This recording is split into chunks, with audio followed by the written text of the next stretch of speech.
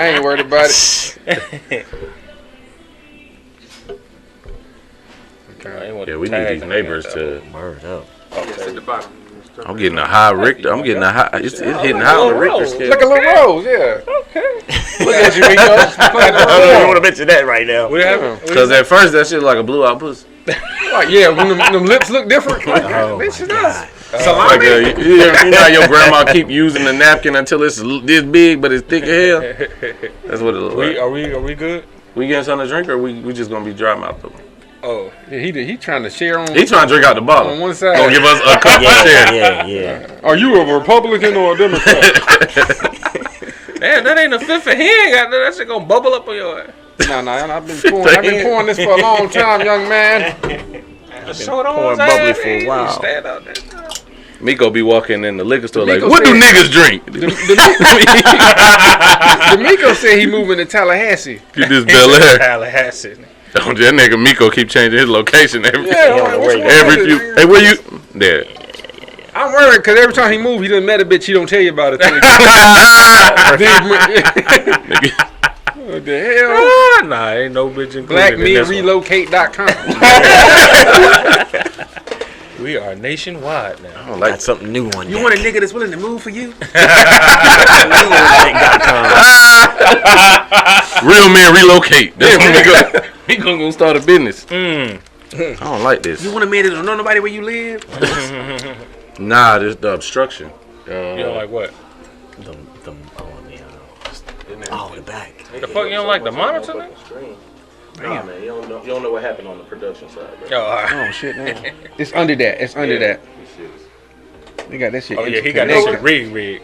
If you move that hole gonna move. That hole. We got to move this one first. Tetris. Oh, he done moving them together, but to unite it. Wait, this nigga is really in there. That's what I was trying to tell you. This one, motherfucker spooning. Oh, that's your camera, huh? Yeah. Big ass tripod, little bitty ass camera. Still obstructing. Man, you gonna have to get all that set up. But I just that want to see actually if is the not computer bad. was in the way. Yeah, that's good. That's good right there. Yeah. Is the red? that's good. We Is the good. bottom of the hat the right color red? You gotta make sure that shit right. That's true though. It said. But I told you, Miko, I got 3 hats in the car if you want one. Nah, Miko cool. said, Miko's promised I know me you- you wasn't gonna have them gold shades on today. First off, I think my hairline is the only one that's on here straight, so I don't need. Oh, I don't know what theirs look like. I can't tell. Man, good. Yeah, mine is halfway decent. I got about another 3 years on mine. I ain't making no claim. You got But they got years to Let me lease go us get up. an ashtray. Yeah, I gotta get married for this hairline. Hilarious. Oh, that's Fuck around with a Tory what you Lanez. got now? Ashtray. Ooh, Oh, I seen that we picture. only got one, but yeah. I seen that picture. Oh, the Tory Lane Yeah, I joint. saw that I ain't picture. see it yet, but they had a video of Yo, this it's dude. He was sitting disrespectful, down.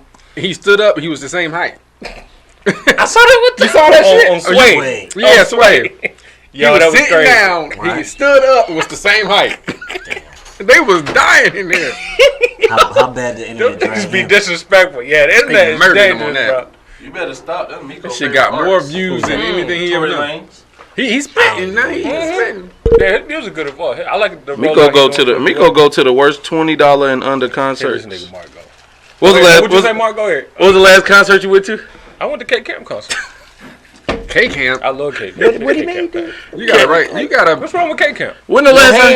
You gotta have a living will and testament to go to a K Camp concert. When the last time he had some That shit? shit had hella You hoes. gonna need some more? Cause Miko ain't gonna pass this shit back. Yeah, you go ahead and fill it in before we Yeah, get I back might to want to him. put that shit to the It's brain. not Kool-Aid, It really Miko. ain't much. That's good. Oops, excuse I me. would have got another bottle, but goddamn. They have They actually charge for another bottle. They gotta pay. Cost twice as God much. damn, hey, fill a bottle, John. Gotta go down. Damn, man. What do y'all think? This is all bubble. Yeah. It's all bubble. Hey, look, I poured my cup, rose to the top, and then went to the bottom. What the fuck? I told you, nigga, this he pointed This like is a Halloween trick.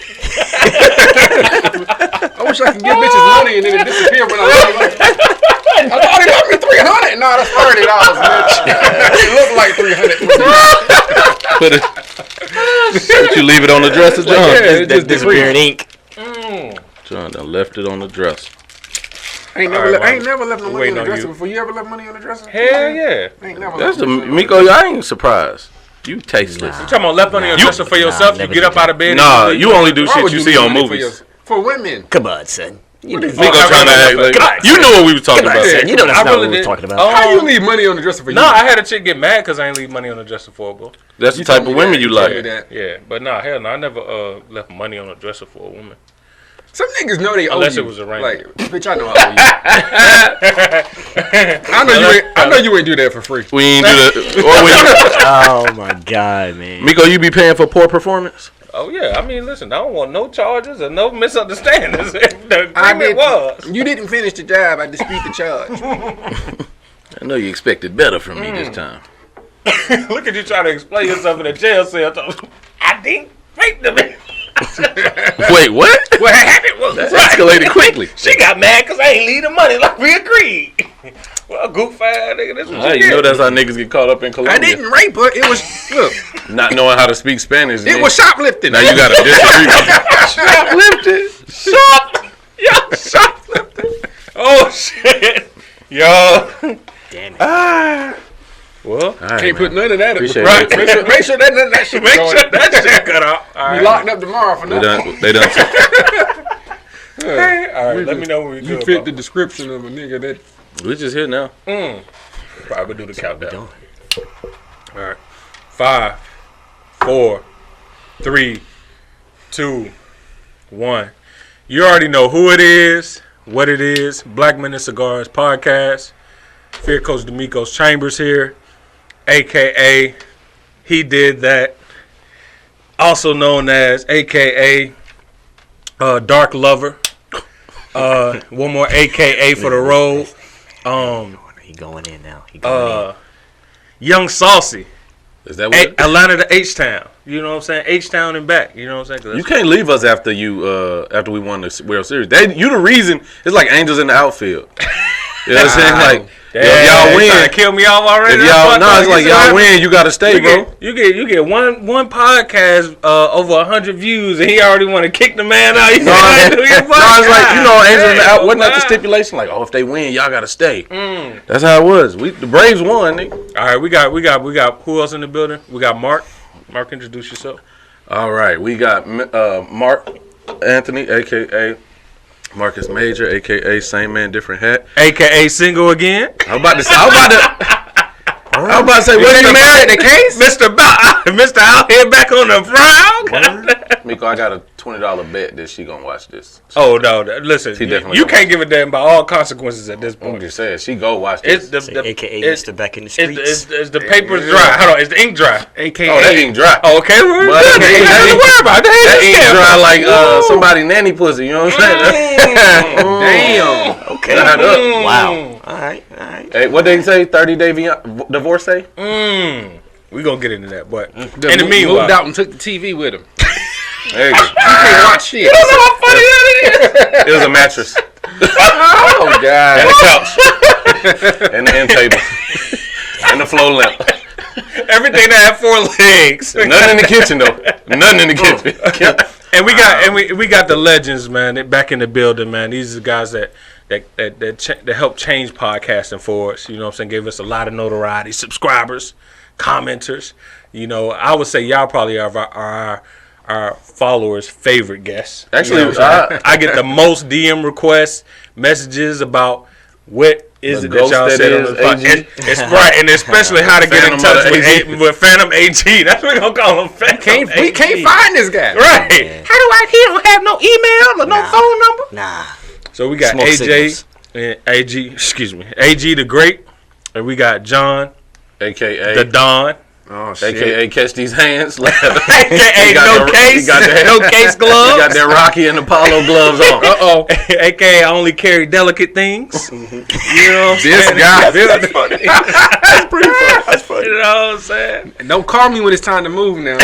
Hey, that's I a will remind you. That's a moving fact. gloves. I carry pillows, Yeah. blankets, couch cushions. You better call that nigga. That's your best friend. Man. All right, so I want to get into. First off, I bought y'all all one bottle Wait, of Bel Air. a piece? Yeah, well, I mean, hey, listen, Okay. I'm moving. Yeah, I would have bought another one, but I'm moving. making progress. But listen, Last time he ain't bring steps. shit. Baby Right. steps. Last time you bring shit. but Cause it's I want to give you guys you G's your flowers, man. Y'all. This shit got flowers in it. Yep. No, I'm surprised Miko ain't got no flower shirt on. You see how black folk do? Every time you try to do something nice for black folk, they always make a mockery of. I want y'all to get y'all roses. You know what I'm saying? And do something special to celebrate. Cause all of us in this room, man, we've come a long way. You know what I'm saying? And y'all brothers especially, not only been a part of helping my journey, but as a collective, we did the individual work. Now as a collective, we're a lot stronger. Because everybody in this room are doing extremely well. We are the 10% of society. Miko wasn't talking this shit 3 months ago. A lot. Nah, they inspired me. Now he like, because a lot. We are us. We brother. We arrived. Because a lot's changed with the change. Amen. Congratulations on that shit. Hey, man. so no good. So flowers to y'all for real, man. Toast to black men. Appreciate y'all on excellence, these ambiguous ass cups. Working hard for real. The red cups just keep people reminded that we still grounded. You know what I'm saying? I thought that's what the background did. Ain't nothing changed but what's inside the cup. You know what I'm saying? But for real, it's really a testament, especially what you said in the last podcast. You said is the best thing you can do for the black community is be great for yourself. Because when you're great for yourself and you achieve great things, then you're able to be a greater asset to the community, to the collective. And that's literally what everyone in this room is right now. Literally. That's crazy. Look at Mark be so ashamed of himself. Look at him. He be happy for himself. Oh, giggle ass. Oh, giggle ass over there. Miko, as soon as the nigga signed the offer, he was like, we arrived, baby. What was there for us to do? We got the boat that came from Plymouth, and then we got us arriving. What else the world want? In the building now, man. You know what I'm saying? So, but also, aside from that, though, I do want to talk about a few things from the last episode we talked about. As I said before, also, AG, I got a lot of great positive feedback responses from the clip that we had of your segment. I want to ask you, how can people get in touch with your ass, bro? I swear to God, bro. I'm running out of excuses, bro. I'm like, well, hit John Johnson or hit Google. You got to come through this outlet. This is here for a reason. This is here for a purpose, right? I said that in the last podcast as well. Use this platform. Contact any of us through this platform, right? So come, you want this to be a success? Bring that traffic here. All right, appreciate that. All right, well there y'all go, goddamn. I got it. I'm the doorman. Yeah. Everything comes with a fee. What's your purpose? Oh, you trying to fuck? What your friends look like first? He don't fuck nobody who got ugly friends. What's that? They don't like brown skin niggas. That's a 2 for 1. Well, so Mark, a lot of things has changed for you. Hold on. I'm about to piggybacking off what you said with AG. So I ain't gonna lie. A lot of what you said. Oh, did y'all see us give us y'all flowers in the other video that we posted? I was about to have it again. Yeah. About to have it again. Yeah. I see. 2 things y'all said. I appreciate that. It's a few things that he said definitely resonated. I'm gonna talk about you first. You said I was talking about my sister. And you was talking about your capacity, and what you have is what you have. Yeah, absolutely. I'm one of those people like I need to hear it, and once I hear it, it resonates with me. I don't have to hear it 30 times. I'm like, yo, that shit really started to change my perspective. And my perspective was already changing going through therapy, having a dope ass therapist, and having motherfuckers like Miko just talking and shit. But Miko is sometimes just too close. It's that nigga that's walking with you and y'all both freezing, and he like, damn, nigga, get a coat. I'm like, you get a coat too, nigga, shit. But when I see y'all and I hear the stories and y'all talking about, it's that tangibility right there, but then the message behind it, which is, you was like me feeling obligated. That was one of my bigger problems, is feeling obligated, and I started cutting everybody off because I needed that space, that peace for me. And then the last person that needs to get cut off, or that I needed to create a boundary with, was the person that I had chosen to be with. Like, wow, right? Which goes to AG's point, because we talked about AG wanting to, him being in a serious relationship, and then how change looks. And so as change, what he said was basically we agreed to change. That's right. But then I'm the one who stuck to it. And as I stick to it, you asking me now, why am I changing? What happened? So my ex-companion felt like I just changed my mind. And it was like, nah, I didn't change my mind. I actually went to therapy first. I actually put us in marriage counseling. And then I said, why don't you go to therapy? You felt like it was important for me to go. I felt like it was important for us to go, but you didn't have that same desire for change for yourself. And then she started going. But then when I started, things started I didn't need a lot. Just like how what you said resonated with me that quick. When I talked to my therapist resonated with me quick. And that's how I knew she was the one. Nice. First conversation, I stopped going to my therapist probably 2 or 3 months in. Wait a minute, pause. So are you dating the therapist now? No, man. Okay, you said she was the one in a certain way. I say it like that because I had went to, probably 15 therapists over the last 3 or 4 years. Okay. Years? Yeah. Man, that was probably in the span of 6 months. But still, it's been that much. So when I say she the one, it's like, all right, I already know who I can go to. I tried men, I tried women, I tried black, white, other. It just never resonated. And then this person in the first conversation, I was like, all right, cool. Shout out to Miko for that reference. Oh, nice. You know what I'm saying? But therapyforBlackmen.org, actually. Hey, shout out to Dr. V. Yeah. When I first had the conversation with her after I got divorced, first thing she said was, I'm proud of you. The whole time we talking, I'm having these sessions, and I know. I'm trying to validate my decision. Yeah, we always know. And then so when we had that conversation and she said, I'm proud of you, she was like, you were neglecting yourself in trying to make this work. I was literally committing to a bad decision. Not a bad person. I don't have anything negative to say about her as an individual, but as a companion, it just didn't match well. And so a lot of what you said, even when you talked about last episode, previous episode, Miko asked, when was the last time you was in a, like, really just kind of almost hopeless? And AG said, like, when he said something about putting yourself in a self-induced dark place, that resonated with me too. Because it was like, you do have it all now. Like, I thought I had seasonal depression, but then I realized, like, nigga, this was 2 seasons. You never really had seasonal depression. You just hated this situation that you kept yourself in, which was grad school. And then once you was out, you never experienced that. So was it really seasonal, or was it really you went through the same season, but it was still that situation you was in 2 seasons for 2 seasons. And so but through that I realized, like, I don't need as much as I thought I needed. I felt like this was, and now I feel like, yo, I don't need. One thing I always say is I ask friends, do you need friends? I do. I feel like I need friends. I need social dynamics, and that's why me and Miko are able to establish our relationship like this, because he needs friends, I need friends, and we invest in that. And so if I identify with you and you say that ain't what you invest in, well, then I can already put you over this way because I know how you're going to act. I know how, that dynamic is going to shift. I'm going to be done with my monologue, but I wanted to let y'all know, man, I appreciate it. Both of y'all impact and what y'all said. And I'm pretty sure a lot of people, people walk up to me. Like, I'd be like, shit, we only got 100-something views on there. But I be having people walk up. I'm at a pizza spot. Somebody's like, yo, seen that podcast? Y'all niggas do y'all? And they'd be like, that's it. So, love, man. Yeah, man. We appreciate y'all, man. If this was a Drink Champs, it'd definitely be some hand claps. That should be awesome. I'll say the feeling is definitely mutual, man, and just to be a part of it was amazing. And it's just really good conversation. I think everybody walks away changed.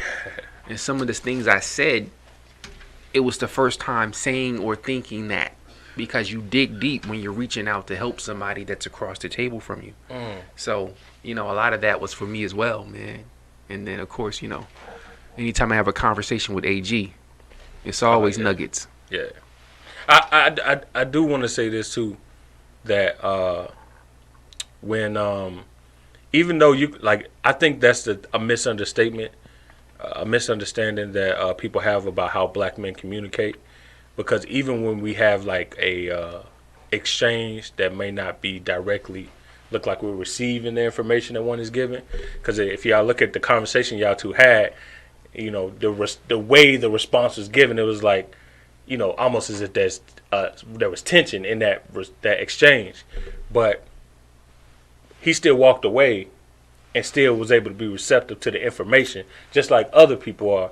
And that's a lot of time how black men are. We might, because we're proud, you know what I'm saying? We're proud, man. We don't want to seem inadequate, it's upfront, et cetera, but we could still walk away from things, calculate, and be like, after we cool off and get our egos out the way and unmask and be like, okay, what he said or she said has some truth in it. Well, that's interesting because, I'm a person, when I believe something, I'm in that argument. Because it's not necessarily about if you right or wrong. I'm committed. Yes, you are. I got a list. I got reasons. I got everything on why I do what I do. He ain't gonna want to give it up. But. And it's times where I come back and be like, hey, you was right, man, but I still. Well, I'll say this, man, in that dialogue, I didn't feel your ego rise up. Maybe it did, right? But I'll say this, as a black man, it's imperative that you protect your boundaries, even in conversations with people you care about, right? And you had mentioned, when I think I was talking about my sister, you asked a question, and I was like, that's not important. Yeah. Because it's not important. There's a lot of things we dig into when we unpack that serve as a distraction from the real topic and the outcome that we're trying to accomplish. And it's your job to protect the conversation from going down a road that leads nowhere. Right. Right? And because people get to digging for things to validate their point. To validate their point or to validate no point, right? But we're trying to get a desired outcome as individuals and as a collective for our culture. And we can't afford, because you're going to jump into conversations with people that are going to be like, but he stole some gum when he was 16. That doesn't mean the cop should kill him. Boy, facts. That's a fact. But they're bringing up something to deviate you from, to distract you from what's happening, or to justify their actions. So when you said that, I'm like, that's not important. Right? But it was no disrespect. It really wasn't important. And I didn't feel like that. More than anything, it was just me being on my point. Like, because I talk to Miko all the time. I feel like the way he displays he's very protective of his family. The way that he displays his secrecy. Basically, Miko got a tomb and ain't no key to it. Like, it's just he put his own hand up, or if I could go there and be like, I'm Miko, they'd be like, all right, there's nobody else. But I just think that it's interesting the way that what this platform does is really just to put it. It's not for congruency. It's not because everybody's in sync in terms of the way that we think. It is, you need that conflict. You do. And bro. Sometimes it's subtle.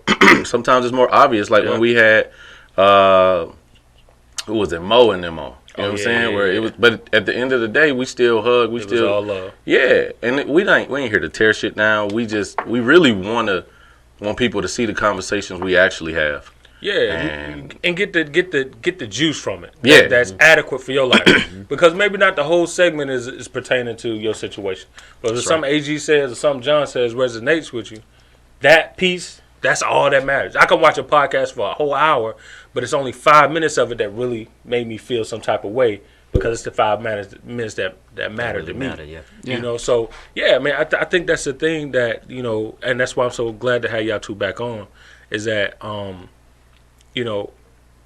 the thing about building and becoming a great black man is you find out and figure out you don't have to do it alone.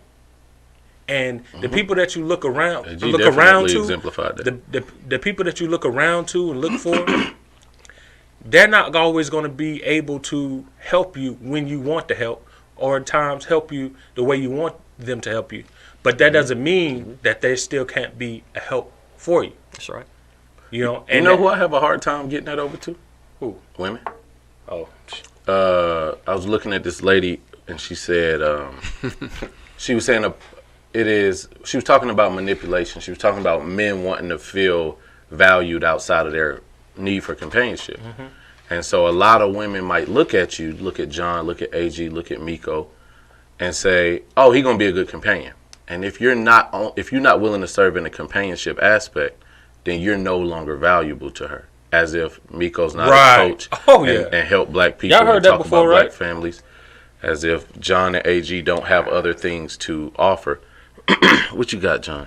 Nah, nothing. Well, I was just having experienced that. Ask that woman, what's her definition of companionship? What is it on that list? Tell me the top 5 things that this man must do in order to be your companion. then I'm gonna tell you if I can naturally do those things. Keyword, naturally. AG, I get a feeling you're not afraid to tell anybody, especially women, no. No's been told to me all my life. He lived where nobody lives. No is a word that men are accustomed to.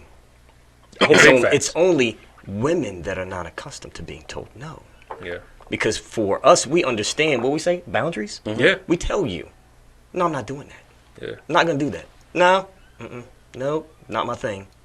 Yeah. But at that point, they've always been given everything. Somebody's bend, they've broken, or they fold on everything that they've said. To a point where they don't like doing these things, but they did them anyway. Because they always going to tell you no. You know what I try to explore is the concept of being more creative than yes and no. I think those are easy.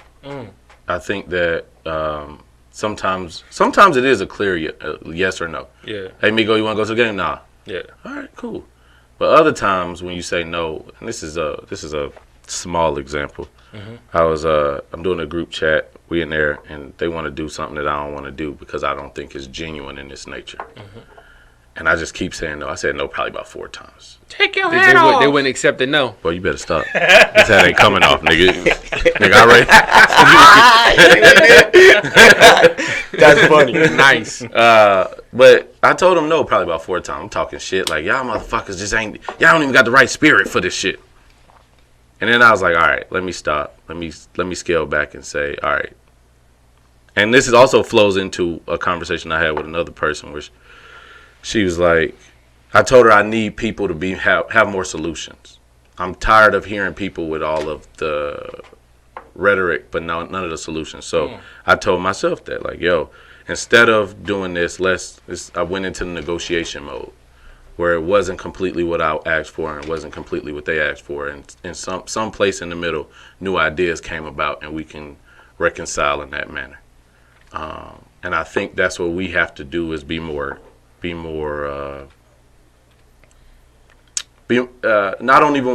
flexible in the lines of yes and no, because there can be. You saying like give people more grace in your? I think grace is always needed, but you can be graceful and say no. I'm saying Miko, like because sometimes that's hard. I'll be honest. Because sometimes it's still a yes and a no sometimes. Yeah, but I don't think it is as often as we need it to be, right? Well, I think you would care more about breaking down the no or the yes, but more cases the no than I would, because for me, it's a no, and I think I'm a little bit more harder in that way, because as cool as I am with most people, I'm also myself, and what that mean? That means that, listen, I'm not about to do a whole bunch of explaining. Like, it is what it is. It's not my job to give you understanding. In most cases, it's your job to seek the understanding, especially if you're trying to get something out of me. Yeah. And I learned that in my journey of many successes and many failures, no one's going to be around to hold your hand through the rejection. I get that. And I think at times, just as much as we got to have grace as being the persons that people come to for help, at the same time, we also have to hold ourselves accountable as the persons that's being a requester. That understand that everybody not going. It's just because a person doesn't give you what you want, doesn't mean that person is your enemy. You know what I'm saying? Or is a mean person or asshole or something. It's like it. But you're the person that's seeking. That means it's up to you to find some type of juice, even in the rejection. Let me clarify. When I was doing the rejecting and of all these ideas, it was something that affected a group. Right, it wasn't something. I was literally just speaking on behalf of everybody. I'm just saying in general. Present. I'm saying now, if it's a one-on-one, I get it. Because people DM me all the time about, oh, how can I get in tech? Oh, how can I become a life coach? Oh, how can I come on a podcast? And I'm doing 1,000,001 things. I'm not gonna sit here. That's true too. I don't like being bothered. But I've run into mentors and friends alike, and people who don't also like being bothered. And you don't take the rejection personal. I think that's where you rob yourself of an opportunity by taking the rejections personal, and you start to develop a vendetta. That you decrease your network instead of increase it. It's like we as a community have to also be able to deal with rejection in a healthy manner, like internalize. You deal with it. That you rejecting me has no bearings of a reflection of who you are on the inside. We also have to quit asking people to give us free information that they normally charge people for. That's a fact. Right? If I do consultations all day to teach people how to become a coach, and you call me asking me for free advice, and wait a minute, I'm going to get my notepad so I can take notes. Nah.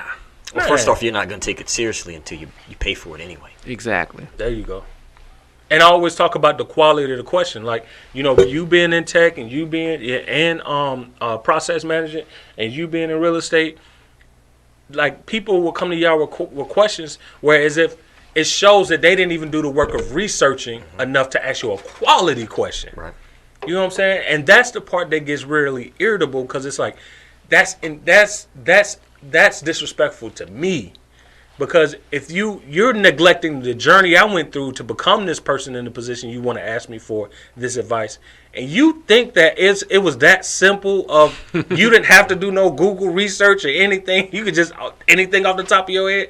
No, if you come to me with a quality question, then I can give you a quality response. You know what I'm saying? Because one thing I know about successful men, especially successful black men, we love and appreciate a motherfucker that's hard working. Because we can identify ourselves in that person at one point in our life. At the end of the day, we all like to help. Yeah. But if you really think about this, like, we are all actually farmers, right? All day you're planting seeds, whether they're negative or positive.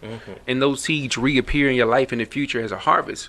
So when you see someone that's fertile ground, a young man, a young woman that's really trying to figure it out, not only do you enjoy sowing a seed in that person's life, you enjoy watching that harvest spring up 3 years from now when Demikos is doing 10 times better than he was when you met him, right? Right. So don't get it twisted. People love to help, but people don't want to sow seed on concrete. I'm so glad you said that. Sow seeds. I'm glad you said that, because I hear it, I see it, and this is why I had to change the way that I received. Like, even with social media, you got to change the things that you subscribe to, because people say, this is all I see on social media. But that's kind of all you subscribe to on social media. Yeah. And so that's one thing that I had to do. It's like, even within my relationship at the time, I had to let all the thoughts go. Like, even the thought pages, I had to start looking at black love and looking at, because that changed the perspective on what you take in. And so often we hear negative shit about black men as if we're non-communal, as if we just work in isolation, and as if all of us ain't shit. When I'm like, well, what happened when you shift? What type of men are you dating? What type of men are you looking towards? Because if you ask me, in an impoverished situation, yes, everybody gonna be like this. The women ain't gonna be shit. The men ain't gonna be shit. Big facts. In poverty. But what happens when you shift out of poverty? What happens when you shift your directives to people, not just educated, because I think that that's a broad spectrum at this point. What happens when you go to people who are intentional? And then those people, they're not as rare as you think. But they're not as available as you want. Absolutely. Yeah. And so you're not going to find AG easily. You're not going to find John easily. And when you do approach them, you got to approach them with a certain amount of intentionality that and background work that you've done. Because if you come and be like, John, what's real estate about? You're like, the fuck is you? What do you mean? Right. How you buy a house, John? You gonna how I do Airbnb, John? Right. You're not coming with enough authenticity about your desire for that, and you're wanting John to create some desire for you based off of your level one. Not you want him to just entertain your inquisition. Oh, and John good for ignoring you, by the way. Leave a nigga on red if you need to. But I actually want you all to have more to say.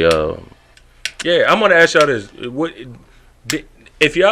do y'all think the biggest mistake black men in particular make in two groups? You got the black men in their 20s, and you got black men in their 40s. What crucial mistake do y'all see them making when it comes to them trying to strive to achieve a particular goal or get through or have a significant breakthrough in their life to where, you know, things can change and be fortunate for them? I'll let AG go first on that one. I wouldn't say that there's a particular time frame. You get to a certain point where you actually understand that everything that's outside of you, you don't control. Fact. The only thing you do control is you. Once you seek from within, you're going to start figuring some things out. 20s, we always say in your 20s, you got some time to mess up. No, you make that one fatal mistake and it's really all over. It's another fact. So don't believe that hype. That's a fact. Once you actually turn within, go into yourself, That's find a out fact. more about yourself, find out who you are, what you like, what you don't like, things that you will and will not permit. Then we'll talk about these boundaries. Mm-hmm. When you discover these things, the earlier, the better. Fact. And you practice these things, you apply these things, you surround yourself with people who are applying these things at the same time. So I can't say that a particular age, 20s, 30s, or 40s, I can say for me, in my 40s, I started living. I actually started living. Things that you say you cut out. Late 30s, I stopped doing them. Like all the way out, gone. 40s, What's some of those things? okay.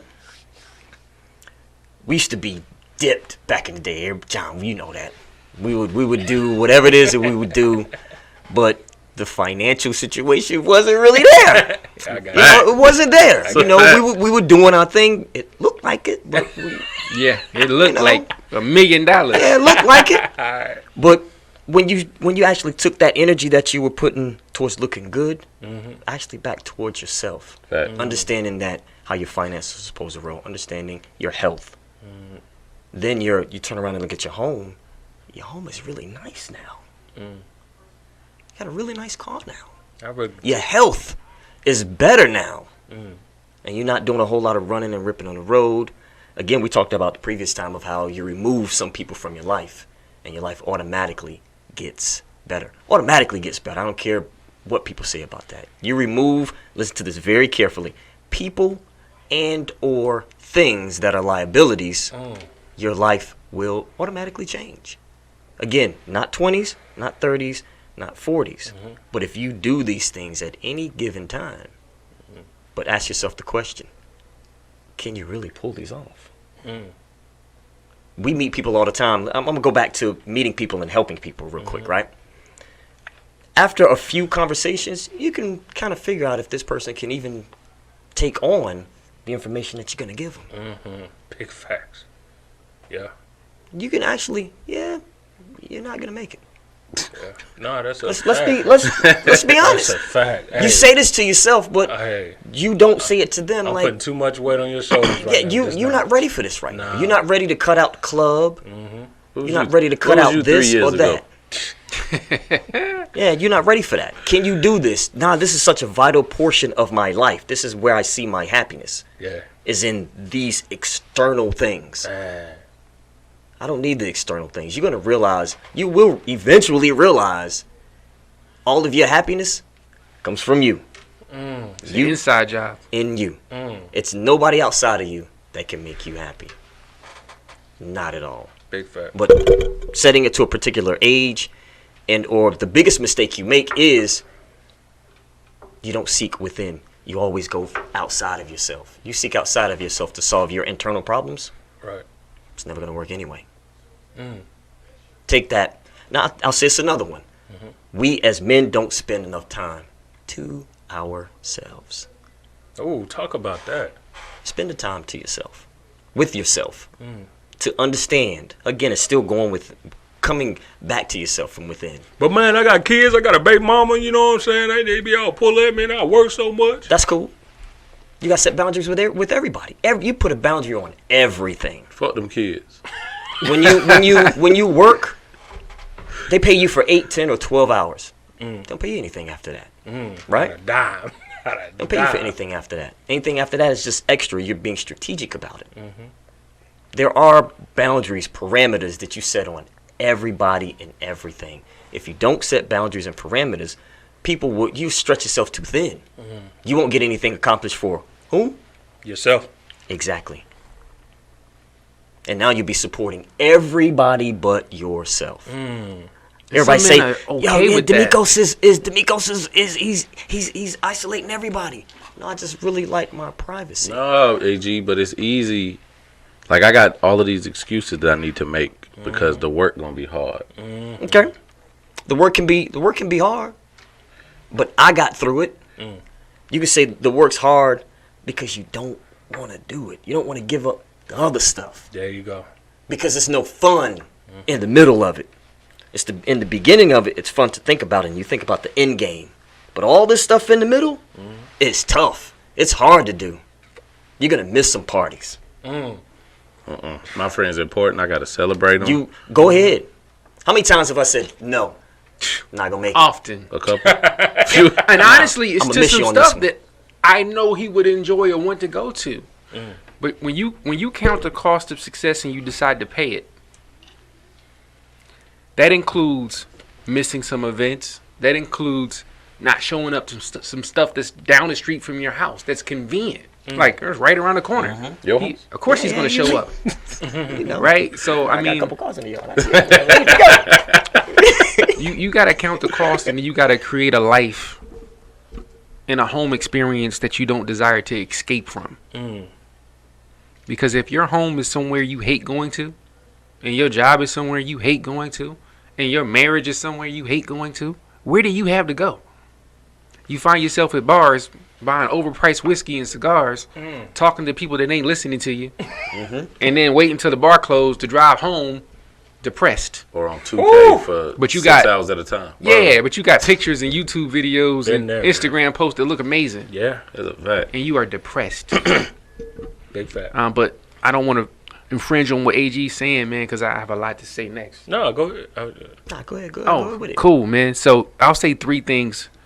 And like AG said, I can't put an age range on it. We mature differently, and we decide when we're really going to go ahead and focus on growth at different times in our lives. But Wow. black men seeking acceptance from others is huge. I'm the only person that needs to accept John. Say that. Period. So outside of seeking acceptance, there's this mindset that you're behind schedule.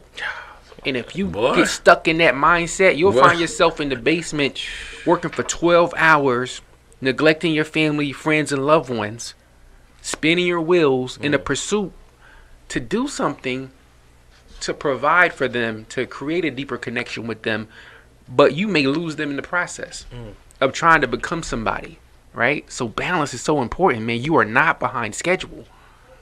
You are right on time, exactly where you need to be, if you time block and create the life you desire, or a life by design, within that 8 to 10 hour window. So you got to say, for these 8 to 10 hours, I'm giving my undivided attention to this. And when I'm done with those 8 to 10 hours, I'm giving my undivided attention to whatever's next. Absolutely. Because what you'll do is you'll find yourself focused on, I'm behind schedule 24 hours a day. You'll wake up behind That's a schedule. fact. You'll go to bed behind schedule. You'll be at the movie theaters behind schedule, thinking about what you could be doing, while instead of enjoying the movie or the person you're with, or the Dave Chappelle stand-up you gotta get freedom in your life where you can enjoy whatever experience you're having, so you can show up 100% wherever you're dip at. You dipping off. Oh, I'm dipping off.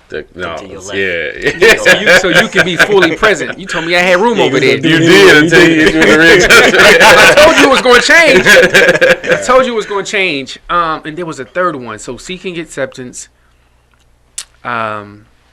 Enjoying, dedicating time to. No, the other one was seeking acceptance, and then it was the it was a third one, man. That was big. It'll come back to me. My bad, brother. It'll come back to me. Damn, Mark. So let me ask you this.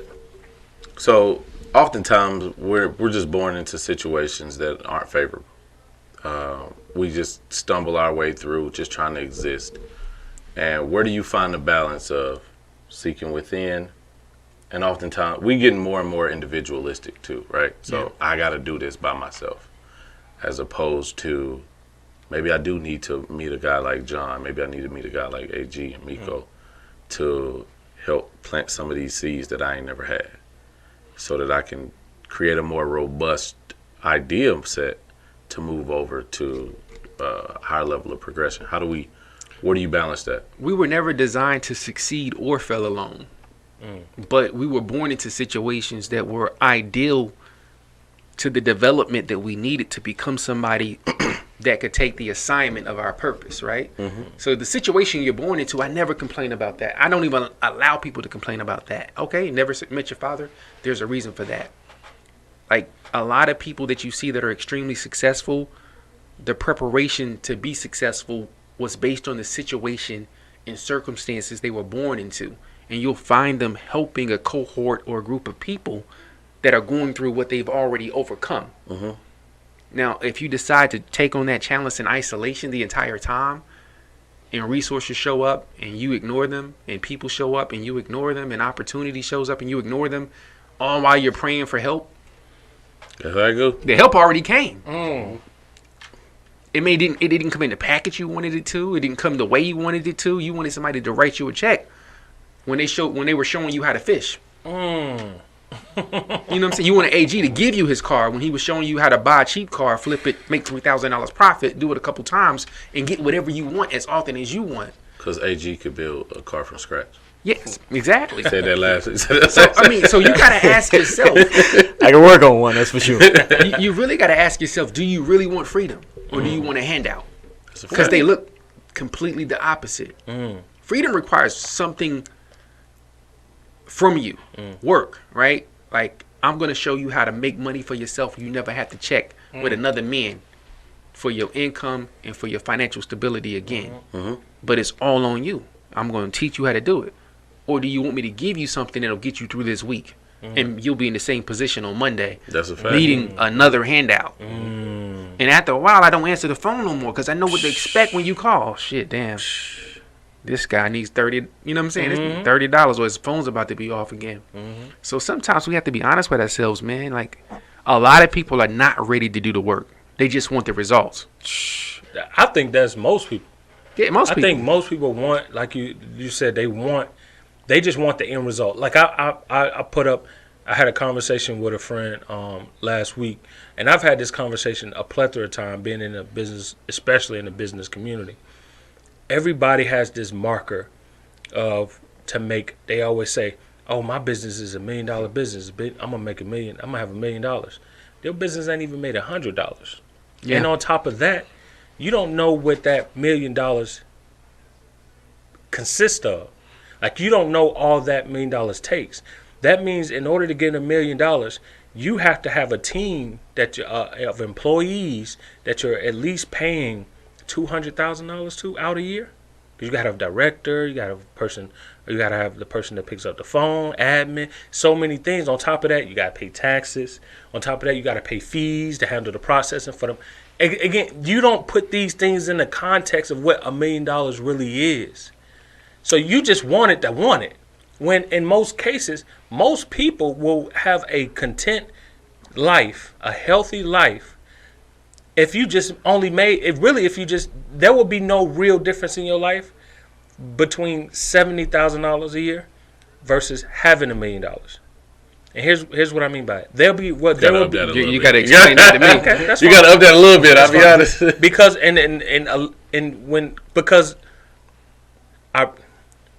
when you read, let me help this guy. Hold on. When you read the diaries, the journals, the reports that come out of remember the Wall Street crash happened in the early 2000s, and there was a lot of traders who committed suicide. Yeah, they were jumping out of buildings Facts. in New York.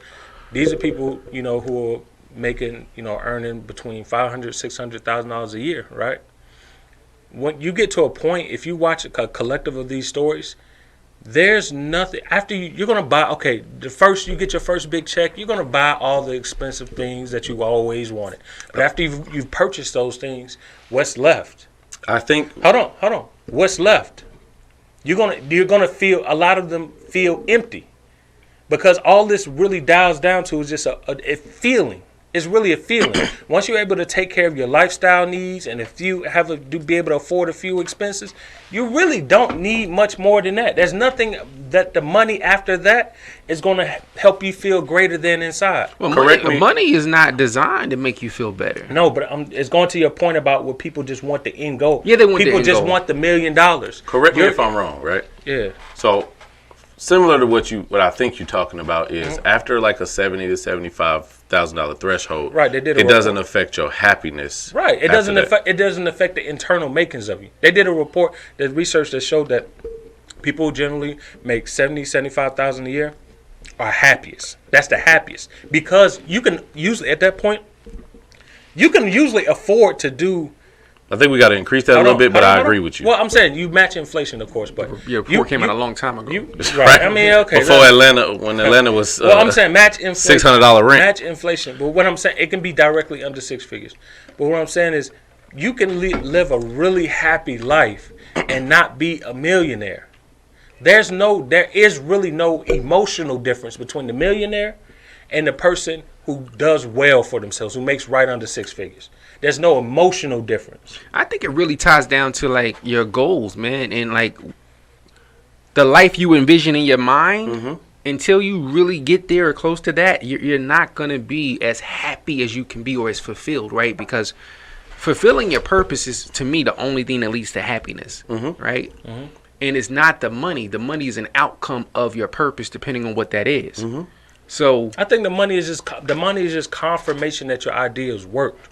Right. Well, it's a measure. It's what we use as a measure of success. But that's a tangible outcome. It's my idea I had in my head of doing X, Y, and Z. Take a heart surgeon and give him $75,000 a year and see how he feels. There are in some countries. But no. Let's not do to some countries.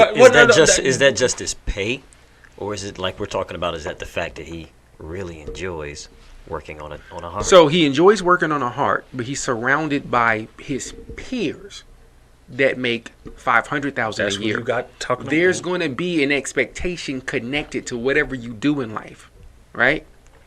You can go on a date and spend a couple $1,000s going out of the country, and there's going to be an expectation on that trip that's not going to be the same expectation if you go to a restaurant down the street. I don't know who you are. I'm consistent.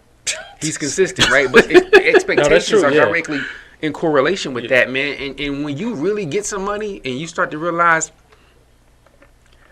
I'll say this, I spent $100,000 cash during the pandemic. Over time, bills, hanging out, maintaining my lifestyle. You learn real quick, $100,000 cash ain't nothing. Right, X did too. It's nothing. I mean, absolutely nothing. Now, if you have it and you don't need it and you're adding to it, it feels really good. Nah, that's a fact. But when your income stops and you're supporting yourself and you overestimate the value of $100,000. And on top of that, I think, and now you're absolutely right. You I'm gonna be good for 2 years. Right, no, you're not. Right. I'm not. So I don't want to miss this point. You always want to go after as much money as you can earn. I'm saying that putting the money on a pedestal as something to confirm. Well, the people that do that don't make any money. But that's what I'm saying. That's what you run into, especially in this business community. Everybody wants to hit the $1 million mark. You don't know what it takes. You might not be happy making $1 million because, like you said, it don't feel good to pay out hundreds of thousands of dollars. That's not a good feeling. The other part is it's a moving goalpost, right? So, like, just think about when you were younger, right? Yeah. If you make the money you make now, oh my God, boy, you would think Candy Rush. Not even let's not go that far. Let's go a year ago. If you make the money you make now, you was like, oh, once I make it, that's what's up. Yeah. Now that you here, you only looking. You moved that. I moved. It ain't even enough no more. Well, but the feel is you learn. You learn once you learn. You learn. I'm trying to get people to understand this. I want people to get the wisdom before they have to get the experience hands-on to show them that you should have just took the wisdom. Yeah. So, because what most people make the mistake of, it's like they don't believe that the fire is hot until they have to put their hands on the fire. And that's why wisdom is there to show you don't have to put your hands on the fire all the time. When you listen to people who are getting money and got money, etc., X, Y, and Z, they talk a lot about not the accomplishments. They talk about the things that bring them joy. The things that make them happy. Because like I said, you're going to buy, if you're a black man, you're going to get the girls, you're going to go on the trips, you're going to buy the clothes, you're going to buy stuff for your friends. After you've done all those things, and you go back home, like you said, on that ride home back at the end of the day, how are you going to feel? That feeling is a feeling that can be captured whether you make that money or don't make that money. Well, people don't realize. So the money shouldn't be the pedestal to be, oh, I'm somebody. Again, because this all goes back to what AG said about you trying to meet this perception that the outside world has of you. Mm-hmm. And that is always going to be fleeting. Right. That's not something you're going to ever capture and be content with. So that's what I'm trying to say when I think a lot of black men, especially who are ambitious, they have their eye on a number that's supposed to, and this number is going to represent that you're a great black man. And what I'm trying to tell them is you're going to sacrifice so much pursuing this number that you're going to lose out on all that life has to offer you. That's much more valuable than that dollar sign. Get your money. Stability is first because that's a necessary for life. And get your money and go after your goals. But never put a dollar sign on an idea of who you're supposed to be. It's like the Great Gatsby effect. That's what I call it. That's exactly what it is. I mean, we're not disagreeing with you. In fact, we talked about this in the last podcast. Mm-hmm. I mean, me and AG had so much more fun when we didn't have any money. Yeah, that's real. Andre 3000. You could trust the people that were around you because we had nothing for them to capitalize on, right? So I mean, from that perspective, that's a whole other conversation. But I do feel like every man and every woman and anybody breathing, with all the people that have died with their gifts unutilized, with potential in the graveyard, you owe it to yourself to operate in the fullness of your potential. Absolutely. And whatever money comes with that's yours. Right? I agree, the money's not the target. Is I want to die empty. I want to know I did everything within my potential, because I'm not just trying to provide for me. You're supposed to leave something for your children's children. Absolutely. And when it's time to go on vacation, I want to go. Facts. When it's time to go out of town, I want to go. I don't want to hang out with the neighborhood boss every weekend. No, I want to go to Belize and not check the price on anything. I remember those days.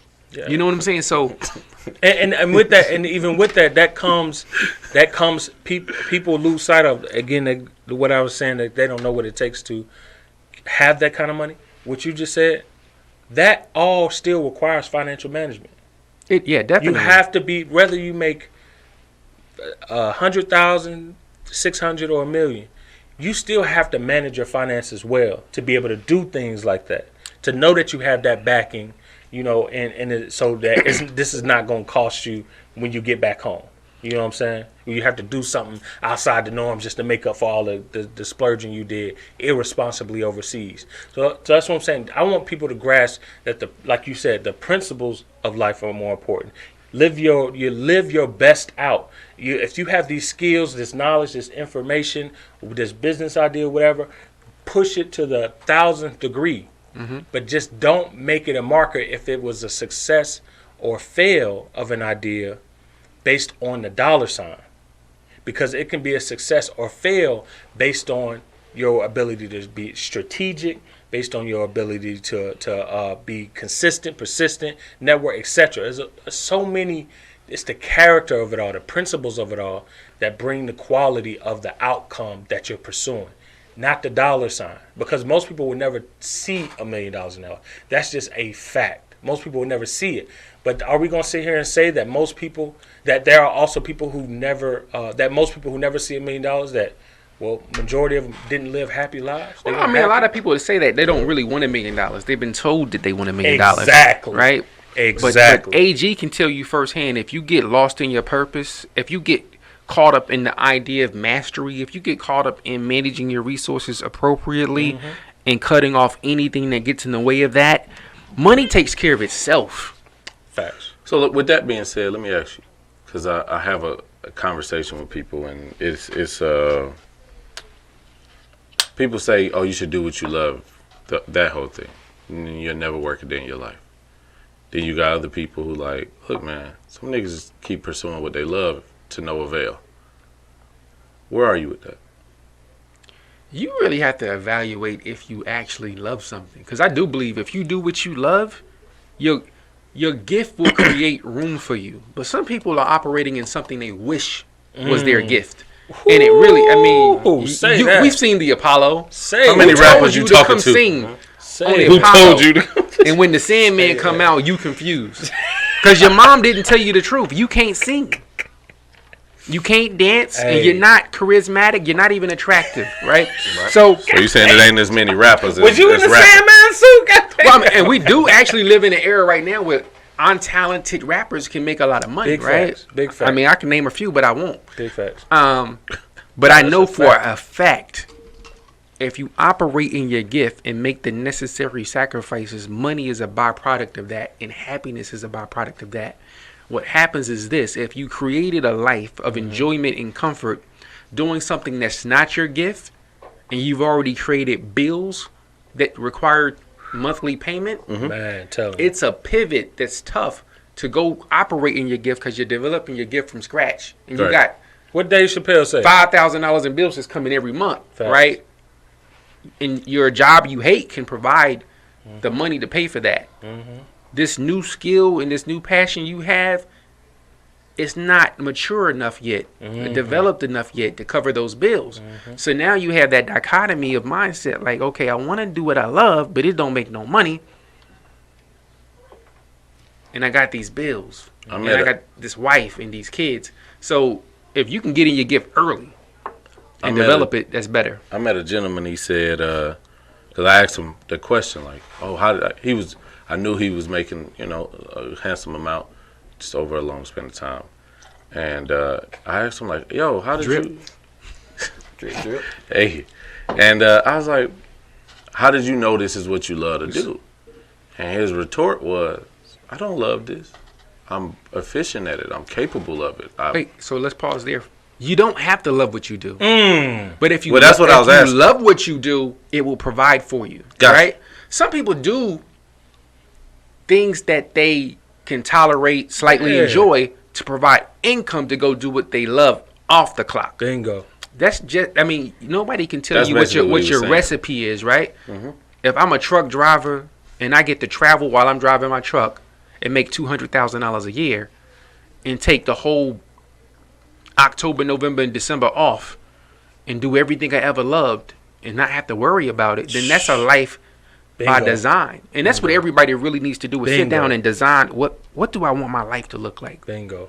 How can I live the life that I created and designed? Bingo. Because my life is short. This time I have here is very short. Bingo. I can't do what my mama wanted me to do. I can't do what my uncle did. I can't do, the path of least resistance and expect to enjoy this life. What does AG want to do when he wake up every day? What does Demikos enjoy? Demikos might be like, I'm going to work my butt off, stack my 401k, take the money out in 4 years and open a strip club. Hey. So when I'm there throwing money, Straight. Oh, like you know him you see oh what too I'm saying? well. So that's a life. That's a life by design. I got ones on me now. No, that's a fact. And I'm gonna tell you this: if you don't create a life by design, the sacrifices you have to make for success won't be worth it. Because if I'm doing something I don't want to do that I have to do in order to achieve the goals I desire, when I count the cost, it's worth it. Because I know what? This is getting me to the outcome I need. Bingo. And it's worth it. What do you define as love? How do you define love? How do you define the things that you do, that you love, really love what you do? Give me one thing that all of y'all love. I'll start. I love to DJ. Yeah, you said that. Yeah. You I look like a love to DJ. DJ. I love music. I love collecting vinyl records. I love finding a rare find. I love it. I can fall asleep thinking about a record. I can wake up thinking about that same record because I love it. We oftentimes define love as a toleration too. I'm going to tolerate this job, but I love it. I love her. But then in the back of your mind, you realize you're just only tolerating it. Yeah, she get on my nerves. You got this job that you say you love, or whatever this thing is that you love, but you're only doing it for the time being. Love is one of those things that's easily transferable from one thing to the next. Big facts.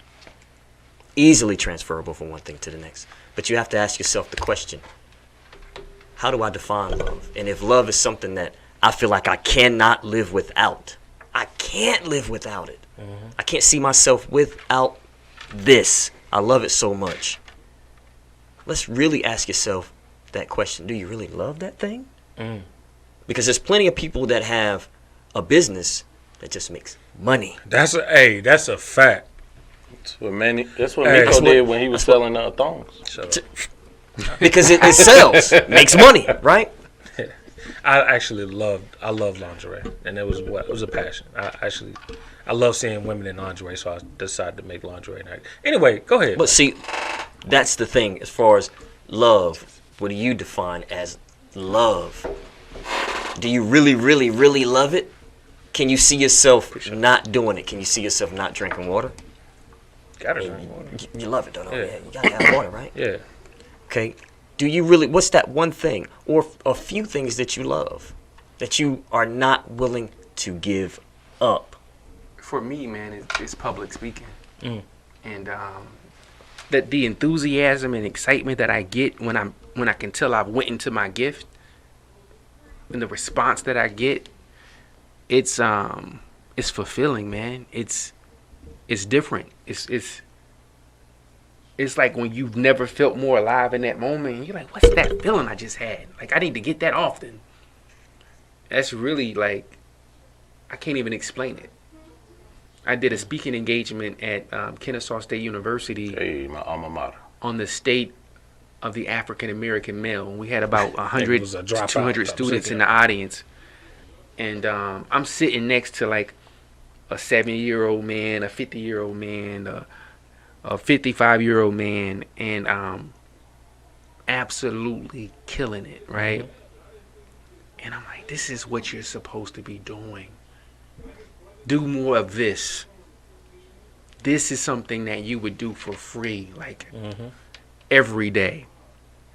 And I think sometimes you do something and you get that confirmation. I see AG scratching a record, or a song comes on and he knows where the original beat came from, right? Like, it's nothing for him to go into that vein or to that gift and give expression to it, and you see his face light up. He's different. His energy, his enthusiasm, it's something wakes up on the inside of you when you're operating in one of your gifts. And for me, that's how I know I love that. Second one is fashion. I get dressed to kill them, to go to the mailbox. If you saw me checking the mail, let's put them. Yeah, you I'm at pumping gas. Like, where you going? Nowhere. Why you got a tuxedo on? Because it's Tuesday. Sunday. Yeah, like, I love it. I love it. Tell me what the dress code is. I'm going to be 6 levels above that. Right? Why you got gloves on? Because I drive a really fast car. Like, you know what I'm saying? Like, it ain't got to make sense to nobody but me. Love that. Because I drive You know what I'm saying? Ain't gotta make sense to nobody. Nobody but me. I'll say for me, it's comedy. You a funny looking motherfucker. That's true. a fact. It feed into it, bro. Is it experiencing comedy or doing it? Both. Okay. Right? So people might see me as just a black motherfucker. I like black women. I like black shit. Just all that shit. But that's actually under comedy. Because right now I wouldn't date white women. Right? You holding on to that for But I got one white celebrity crush who has a comedic tone to her. Who? Emma Stone. I don't even know who that is. She was on Easy A. She was in Easy A. That's a movie. Superbad. Okay, I see. The chick with the armpit too. Red hair. The chick who did the armpit thing. I have to Google her. She got dark hair. Right. Red hair. She had red hair. Oh no. But I don't physically like her, right? But her consistency, her comedic consistency across movies. So you're attracted to her gift. Fact. And so, for me, comedy is actually above my blackness, right? So, it's not to say. Oh, okay. Okay, I've seen her before. So yeah, of course you've seen her before, but it is to say, like, when I want to shift my mood, if I know I'm in a feeling, if I'm in a funk, I don't give a fuck what happened. I can get into the biggest argument with you, Miko, whatever. I'm a retreat to a place because I know I need to change my mood. Instantly, it's gonna be comedy. When I feel most comfortable is when I'm talking shit to people and people talking shit to me. Gotcha. or if you got a little wit about you and we can have a little banter. Like, I wish I found like that's it. You can be like you saying D'Amico's ain't got no wit about him? he a little Funny, He's talking about motherfucker. He's sharp a little bit, right? right. Yeah. That's how me. But to speak to it, that's how me and Miko got cool. Got you. Cause we was basically the funniest guys at the event we was at, and we just had this riff the whole time. And it's like, it's a funny motherfucker. I gotta holler. I can kind of respect him. Okay. If I see a woman, so I got 2 rules. My first 2 rules upon impact with a woman is you got to look better than me, because I refuse to be the most attractive person in a relationship, and you got to reciprocate. But what I don't say is if she funny, that goes above all of that. I mean, you still gonna have to reciprocate at some point. But if I meet you and you funny, Now that's the funny part. which is something that I had to reconcile, like, or trying to reconcile, which is, and I looked it up when I was probably like 21. Like, why aren't women funny? Funny. No, it's research articles written on it and shit. Like, it's basically the synopsis is women don't try. Oh, Okay. So it's not that they're less funny than men. It's just that they don't try as often as men. Okay. Oh, okay. So see that. I was looking for it. I'm like, and now, it ain't something that I completely abandoned, but I might start putting myself in more spaces like that. But that's something that I really love because it affects me. It was my coping mechanism when I was young. It's maybe even a defense mechanism when I was like a scrawny kid or whatever. Like, Gotcha. that's core to who I am, and then it helps me heal. It helps me change my mood because I'm a pretty logical person, and so when I am leaning into my emotions, and if I want to like take a step back, that part gets me out of it to where I can change my mood and assume a more positive mood, so I can get back to thinking logically, so I can get back to reasoning and being rational and whatnot. You said 2 key words and that I think we should really expound on. We talked about sustainable and we talked about attraction. What makes attraction sustainable for you? Because we've all got a bad chick that wasn't bad to us in 6 months, right? That's a fact. So what makes attraction, especially in Atlanta with all these options, sustainable? That man. I want you to go. The consistency of their, here's the key word, of their behaviors. Ooh, I like that. I like that. That's because you date women that only cook for the first 2 months. Everything sticks to the behaviors. The behaviors, if it's outside of your natural ability, they'll fade. That's a fact. That's a fact. Hey, They'll fade. that's a fact. And you can also see, while they're exercising these behaviors, if they really, what we just talked about, love it. Yep. You'll see it. You'll see it in their body language. You see it in the way that they talk to you about this particular thing. This is what they talk about all the time. They passionate. I'm going to cook Mark the best dinner he ever had. And the minute that's that Mark goes in the kitchen and picks up a fork, what you doing? Like, man, she really loves to cook. Yeah, this is I what love I that. do. I'm going to let her have that. All women who fit But that seeing the mold, consistency seeing me. of behaviors. I do probe about that though. Like a woman will say, "I cook, but do you love it?" That's right. I love to clean, but do you love it? A chick tell me she give head, but do you love it? Right. Cause you know You might just kiss around you the might, tip a little bit. but do you might love give 3 it? minutes. Because if you love it, one, you'll do it better, Facts. more consistently, and without being prompted to. Woo! That's right. You'll say this. I did it today, Damn, that's real, bro. but I'm gonna try it tomorrow. But I'm gonna do it better than I did yesterday. Yep. You gonna That's true, research. bro. You gonna. And you ask for feedback when you love it. Yeah. How was Yeah. that steak? Hey, that's a fact. Yeah. Hey. We all dating the same You girl? better stop. You know the ego. I know my steak good. Now I think that's so profound because that is real attraction. Not only seeing the consistency of a woman's behavior, like show effort, but seeing her in her element.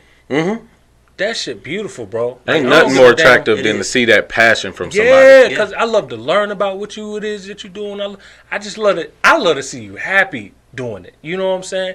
Because it makes me want to be like, damn, how can I assist her and making it a better, even more experience for her, helping her achieve something within it. Like, that shit beautiful, bro. Like, for real. Like, And it's vice versa.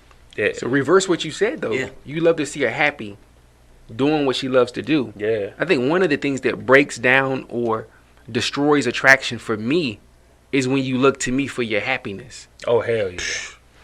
What? Okay. Hey, Mark. I What? can't really do nothing for you, babe. Boy. Yeah. But when I tell you, just to make this personal, I pleaded for my partner to find within herself what it was outside of what my family wanted me to do outside. So she leaning to me. I'm saying, no, let me hit that back to you. Go figure it out. I can introduce you to things. I can introduce you to people who are intentional. Right. I can't tell you where your passion is, and it can't be me. Big facts. You can't, because I told her early on, I'm a social person. So me being that is never going to come strictly from you. It's going to come from my people that I put around me, and I'm going to always invest in them. And so if you only invest in me, you going to come and go as I go. Or you gonna feel robbed when I'm investing in others. That's right. You're going to envy my relationships. Hey. You're going to look at your friendships like they should be mirrored, and now your friend's not adequate enough because it becomes a whole thing. And I'm pleading with you, like, look. And people don't do this. Even in people aren't always cognizant enough to say stop investing in me, because the way that our dynamic goes with love should be, oh man, you always gotta focus on your partner when you married. Like for me, another thing I love is traveling and experiencing cultures. Yeah, you do. And so when I would travel without my companion, people would say, oh, what's wrong? Nothing's wrong. And it's not even that I don't want to experience with her. She doing this. But I also don't have that mentality towards companionship. That we can only go together. Yeah. Or that, and I had a conversation with a friend who said 9 out of 10 times y'all need to be traveling together. You should not want your companion alone. And I'm like, we talking about forever. Yeah, she not alone. She with herself. Now, we also talking about some abnormal shit now. No, but abnormally traveling. Even abnormal. So let's say I traveled 10 times last year. If we traveled 6 times together, Nah, if y'all traveled 3 times together, I can you name traveled the the I can name the 7 times, brother. You start looking like at the other, like, what the hell going on? Let me ask this behavior. You had this behavior prior to your marriage. Yeah, but I traveled more. Okay. You had this behavior prior to the marriage, and this is what made Mark. Fact. Right? True. So now you get in this relationship, and now you have to curb what you did to make Mark, and what made this person attracted to Mark. Oh, she ain't find that attractive. So she had to find her way within it. Right. So at this point, Mark stops. Being Mark. So now Mark is no longer happy. He can no longer be the person he knows how to be. And then in these particular situations, somebody will say, "What? You changed because I'm no longer exercising those behaviors that I had prior. I had a life before you." What people also do externally, and this is why, so when I had my son, I didn't post pictures of him for the first year on social media, because the first day I posted a picture of him, his first birthday, on social media, people who didn't have a personal connection with me or my son would say instantly, "You're a great father," because they saw, like, that's all it take. Yeah. People tell my brother that. My brother, Not a great father. whoops. I seen him more recently. His son. People impose these things on you based on their expectations. At least you're around. At least you. That ain't got nothing to do with my expectations for me as a father. If I see my son 12 times in a year, what the fuck? I don't care what hassle I gotta go through. What issue? I wouldn't even post them, because you gonna tell me something that either is gonna do what social media doesn't validate me or whatever. Yeah. And you don't have access to really understand the dynamics of my relationship with anybody. You just see the pictures and fill in the blanks. So people think I got a new kid. Miko know I got a kid, and he knows since before he was born. Yeah. My people that's close to me know. What do you mean? Why you didn't know? You didn't have access to me to know, and you shouldn't have. Same thing with my relationships. People got this mindset that you got to go straight to social media. Yeah. Man, I didn't even know y'all was together. Why you need to know?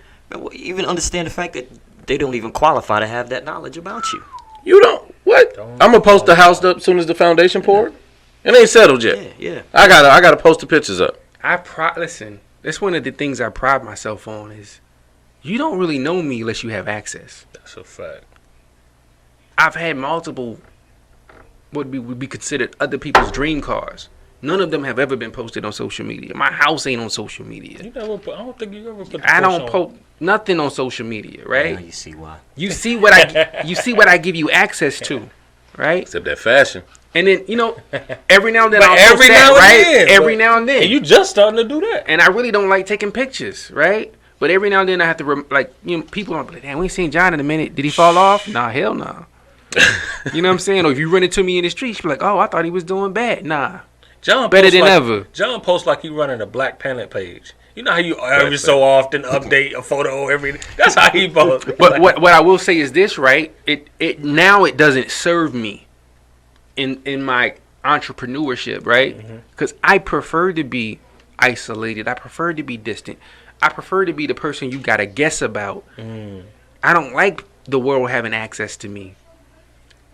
So now I had to pivot. Like, how do I become more social from a genuine perspective, so that I could actually help the people I want to help, man? But yeah, so that I don't know where I was going with that, but I'm So let me ask you, y'all this. Hold on, can I talk about what I love first? Yeah, you ain't talking about it. Go I give you what you love. I give Go you what 2 you minutes, love. bro. Give me 2 minutes. What you love, man? I can't wait to hear this. Besides nurses from the West Indies, go This ahead. guy, man. First off, I do like me some West Indian women. So if you're a West Indian woman that loves to cook, my DMs are open to you. Very nurturing, consistently. But no, I love. And y'all can probably guess, but Stripples. I love learning. Like, I love learning. Like, I'm always reading. I'm always watching podcasts, watching interviews. I'm always learning something. I've sent everybody his hair except AG because he hard to get in touch with. I sent everybody in here some type of article or something or video or something I came. I sent John's DMs, IG, the cool information stuff every so often. So I love like learning. Some people think, you think you'll know it all, X, Y, and Z. It's like, nah, I really don't learn to show off. If somebody's speaking on a topic and I'm involved in the conversation, I'll speak on what I know or what I'm informed about. And just because it includes numbers or some research reference or whatever, then, it can come off that way, I guess. But I really just love learning. I've always been that way. I've always been just a nerd for knowledge. Always, since a kid. And so that's something that I really love is knowledge. So anytime I come across a woman, I get intrigued when a woman also has knowledge, and has some information to share with me. That's usually when I'm like really turned on. It's like, oh, she taught me something. You know what I'm saying? They say that's sapiosexual. Yeah. See, and I hate when girls say that because they throw that around. They be ignorant as hell. Man, I'm telling you, but they be ignorant about the whole world. I'm a sapio. Don't even know what Barnes and Nobles is. Barnes and what's that place? Man, they can't tell you they favorite nonfiction book. You know what I'm saying? but that so, and I'm gonna be honest with you, it is rare to come across women like that. But that's my journey. But I do love to learn, so that's why I'm always sharing the information that I get because I believe that it's your responsibility if you become aware of certain things and if it's going to be helpful for the others to help make them aware too if it'll benefit them. Yeah. So, yeah, that's all. So tell me this then, since you're already talking, do you think traditional gender roles should play a role in today's relationships, given the economic climate and the different positions of men and women economically versus what it was in the 80s and 70s? Let's see, Miko. Well, I'm more, believe it or not, I'm more traditional than I am progressive. I believe that. So what does traditional look like for you? How would you like the dynamics of your marriage to be? The dynamics for me, I take care of all the financial responsibilities of the household, all the physical responsibilities outside the household, along with fixing things that break in the house, security of the house, and help with chores. I don't mind helping with chores, cleaning up, washing dishes, helping. Definitely, I want to be 100% involved in helping rearing of my children. So what does she do? She's gonna cook. You want a working wife? Yeah, hell yeah, she's gonna work. Okay. She's gonna work when the only time she's not gonna work is when she's pregnant and when the children are small, up until the children are school age. But outside of that, she's gonna work, and the only reason for that is because I want her to have something to do. And being in the workforce kind of keeps a woman sharp. You know, keeps her occupied, keeps her up to date with what's going on in the world, and she can bring that stuff home to you and make sure. What if she just want to volunteer? That's cool too. She could run a nonprofit. You know, work at a nonprofit. Volunteer. She can. I just want her to be outside the house doing something in the world, Cool. and pursuing whatever it is her goal is, as long as it doesn't come before the family. And her role in my family, this is just me, and my family is to be that. To take what I provide and help multiply that, you know, and what I mean by that is you multiply the food and you help. So she's couponing. Yeah, hell yeah, my grandma, and so I see this debate all the time. First of all, I don't think it's a one fix all. Whatever works for your household works for your household, but how it's going to happen in the Chambers household, this is how it's going to be run. And on top of that, like people say, oh well, she got to work. She's there. Listen. First off, us as singles, we do that anyway. We work, come home all day. We got to eat. So we either going to buy food or we going to cook for ourselves. But I grew up, my grandmothers both worked full-time jobs up until they got hurt and couldn't work. And my grandpa still took care of the household. My grandmother still come home and work. And they married. Same thing my mom worked. So you're kind of duplicating what you saw. Not just that. I know what best works for me because one, I'm not cooking. Not that I don't like to cook. Yeah, not that I don't know how to cook. Yeah, I don't like to cook. Right. I don't like to cook at all. So that is it's not more so. So tell me this real quick. It's more so out of how are you fitting into the gaps that I have? What's exclusively her role within your life? Is to make sure that the home for me is running and is my sanctuary. It's peaceful for me. Because I have the superhero complex, so I'm always taking care of and fixing and problem solving and fighting. And you enjoy that? I enjoy that. That's the big part, right? I love working hard. I'm a workaholic. There's that word again. I love working hard. I'm a workaholic. And so when I come home, I have to have a woman who has that expertise in making sure that I come home to a restful place, a place where I can get a real peace of mind, feel really relaxed, feel really loved, feel really cared for, etc. And I'm gonna reciprocate those feelings, of course. But she has to be my hero at home in the house. That makes sense. Let me add on to this a little bit because I ain't even gonna dive in on everything. I think one thing that I hear is women say they want to be a man's place of peace. Takes a lot. Understand that on average, my home's peaceful, right? Without you. Right. First off, let's start there. So, as a thing, it's peaceful without you because I created that space. Mm-hmm. The interruption is another body in there with big expectation and things. So you kind of have to level out. Lights on everywhere. Almost your presence as a disruption. Yeah. So when you talk about this place of peace, it's peaceful. Mm-hmm. But you have to come in and almost validate your presence. Yeah. And not to say that it's not wanted. No, we all earn it. Be real. We all earning our keep. The man got to earn his keep just like the woman need to earn her keep. We all earning our keep in this house. I want to hear John's perspective on what he asked. I'm not going to share yet. Because mine is disruptive. But John like, hey, is she chipping in or not? I will add, not that. It's not that, man. I just value things differently. But I would say this, D'Amico's, when are you leaving the country to find this woman? You better stop. You know, in them men's travel groups and everything, the Matrix. Because you're gonna have to go outside of the country. I think where he would. I'm trying, man. Where he would. American. I think he's pretty influential, but I also think that he might not have to go out the country. He might have to go to the country. Oh, shit. Well, no, because the country has TV. Oh, you mean like Griffin? The country's not the same. Like so they building expectations. When you really think about it, like you got your man like Miko, Charlotte, North Carolina is trying to be a little Atlanta. right? Yeah. Dillon, South Carolina is trying to be a little Charlotte. Yeah, it is. Like, you know, if you go to Valdosta, Hey, they're trying to be a little, I don't know what. They're trying to be a little Latonia.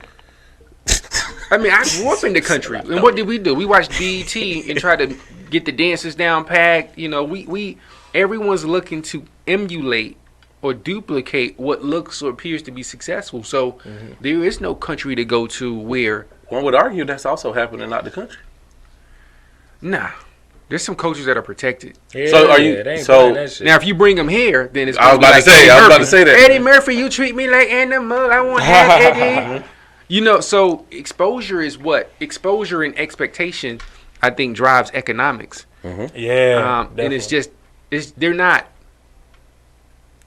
I wouldn't even call them country no more. They're just behind schedule. Yeah, you know when I tell people we go to Colombia, right? behind schedule technologically and probably you could say economically, but culturally and human value wise, a lot of them are ahead of us. I'm talking about the country. I'm not talking about out of the country. I'm talking about Oh, my bad. the country. All right, my bad. But when Yeah. when I tell people about Colombia, I be like, they probably in 1995. Yeah, talking about Medellin. But you're talking from a technology standpoint, right? Nope. Because if you go to their malls, their mall is all technology. Yeah, you go to Okay. Medellin Mall. That I'm shit talking like about damn the way that some of Japanese the mall. and it might even be earlier, right? So in terms of the man and woman dynamic, and this I is can just see that. in a few South American countries, Peru, Colombia, they still are very much you the head of the household. Yeah. It's not. I'm not supposed to be independent.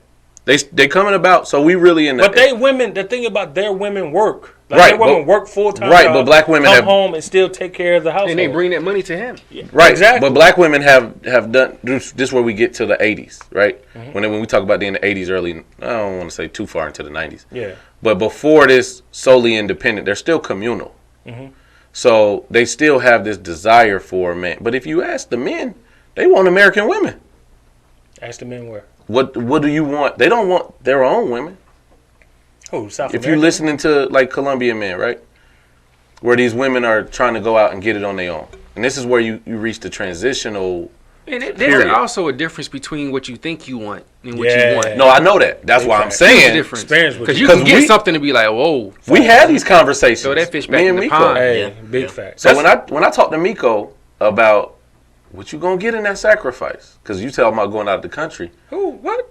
No, listen. All right, go ahead. So you've seen my divorce process, Hell yeah. which But was I don't fairly wish- quick. Yeah, but I still don't wish, man. Hey, Illegal Zoom.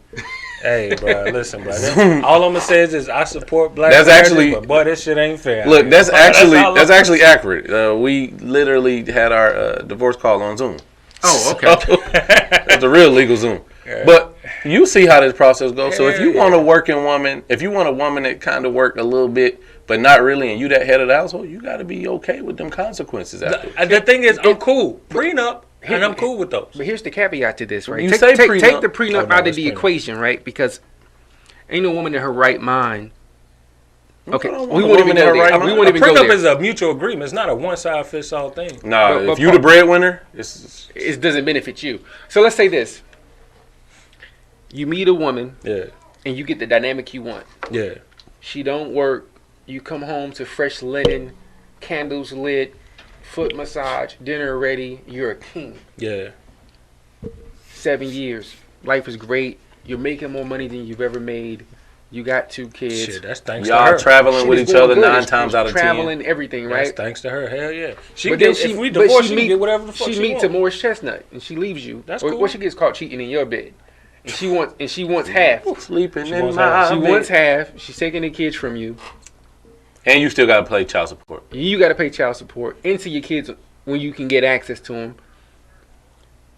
If you can go through that and not resent your A role woman. in the marriage leading to that, then I'll say that's really what you want. But if it doesn't work out and you resent your Right. contribution, Right. then that's never the dynamic you really wanted. Right. That was never your behaviors. Right. Keep in mind again what you said before. This is what you love to do. Yeah.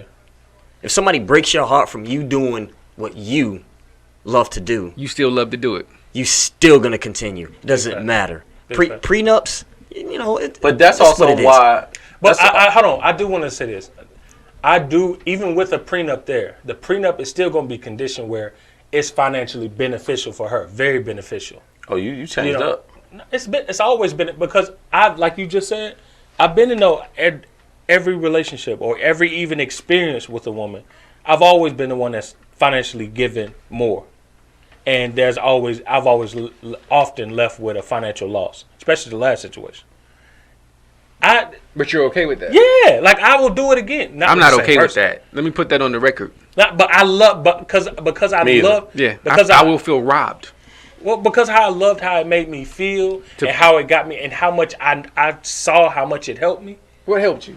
If the woman did the things for me inside the household and it made my household a more so you've already had a household with a woman? Live with a woman? Yeah, I've lived with a woman. And it was amazing. No. Cause I don't want it. I don't. She was the wrong girl, John. She was the wrong girl, bro. I don't want to pump fake here. The right girl. All right, but I want to call bullshit on it. I call bullshit. I don't want to pump fake, man. I'll call bullshit for 2 reasons. Go ahead. You got to understand D'Amico's likes situations until he experiences them. Then he comes out of them different. You better stop telling the truth. That's the Holy Ghost. You better stop telling the truth. Women are great and amazing. Man, you know women ain't shit. Now that I experienced it. So, listen, and I told him when I met him, I said, you're going to have to grow a little bit and go through some experiences. And then all that shit you saying, it's going to go out the window. And also, Miko, your sentiments don't also operate alongside these legal boundaries, right? You think I had a horrible... You think I had a horrible divorce, right? I ain't saying you had... Listen, I know you got out of it above average of how most men got out of it. But I still think it was terrible. Right. Listen, this is just to give y'all just complete transparency. When these conversations was happening, you can have the house. You can have the money. Leave me 10% and I'll bounce back. Just let me have enough to go get a place and I'll bounce back. You can have whatever. So Miko's like, man, I don't know, she trying to take it. Take it. I don't need a couch. I don't need a bed. I'm not about to drag a process out because these things. They got really nice air mattresses now. The fuck? And I just went camping. Shit would have been helpful. But these ideas, and I always tell Miko this. I can't wait the day to where he has to start reconciling with an individual outside of his thoughts. Damn, you want me to go through? No, I'm saying I want to see your ideas meet these scenarios. All I'm saying is this: just because I feel how certain things go, doesn't mean I can't logically compute the sense of it all, and that's just how I am.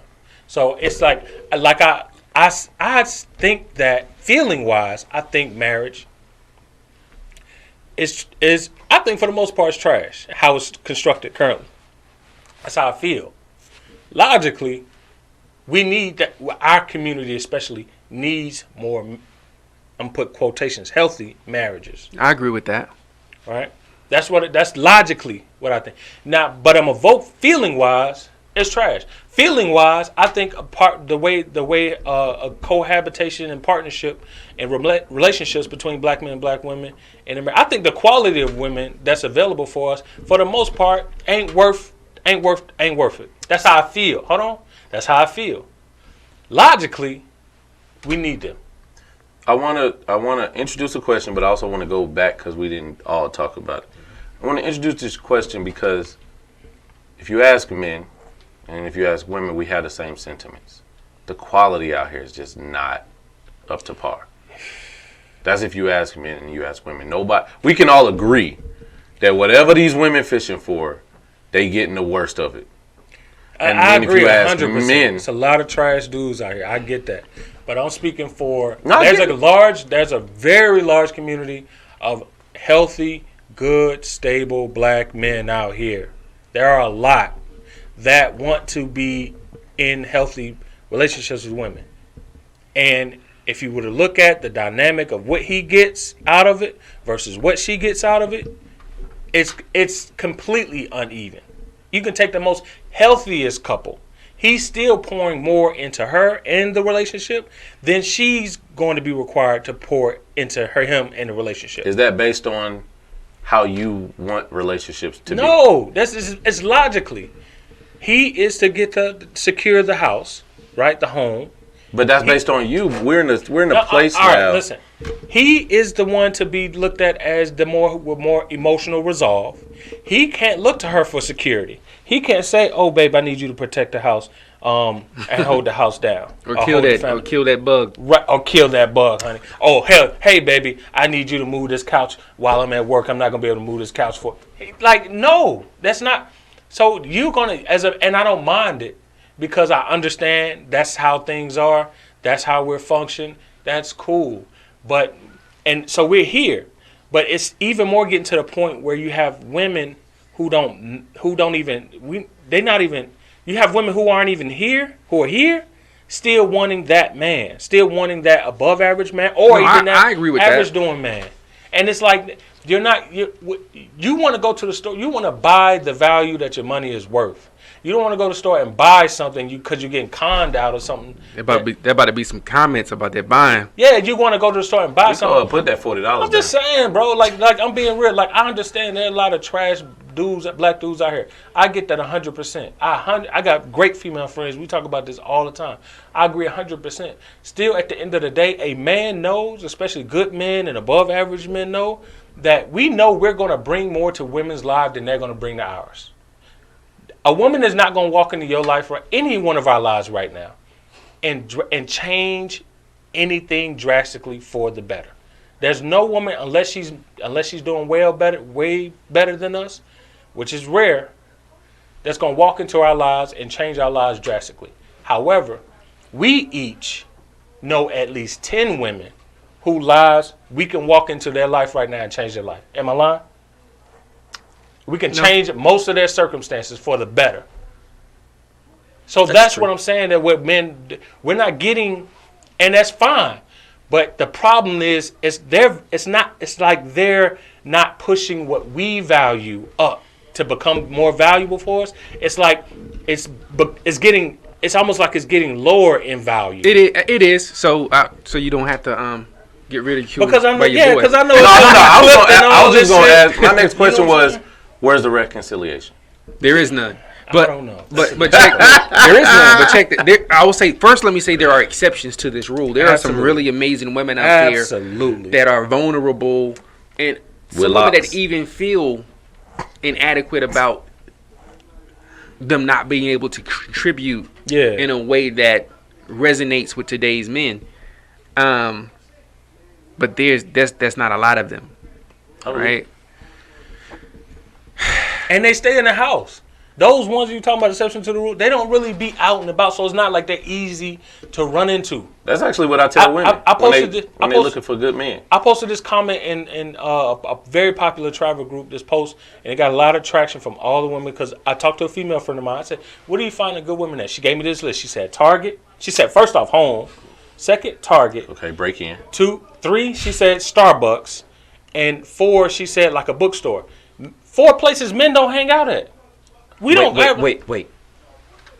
Who don't go to? Oh, I'm just saying. No, I'm saying on average. AG, like I was there yesterday. Right, no, not AG. We know you different. You was at my home? Well, I'm saying, that too. Hey, that's a fact. Hey, but I'm just saying, like, if these good women, like, we get it. Y'all are out here, but y'all are not available for us to be able to run into and engage with. Y'all gotta do an effort. Just like men, we have to work hard to build ourselves up and go get our goals and go get our dreams and go make it happen.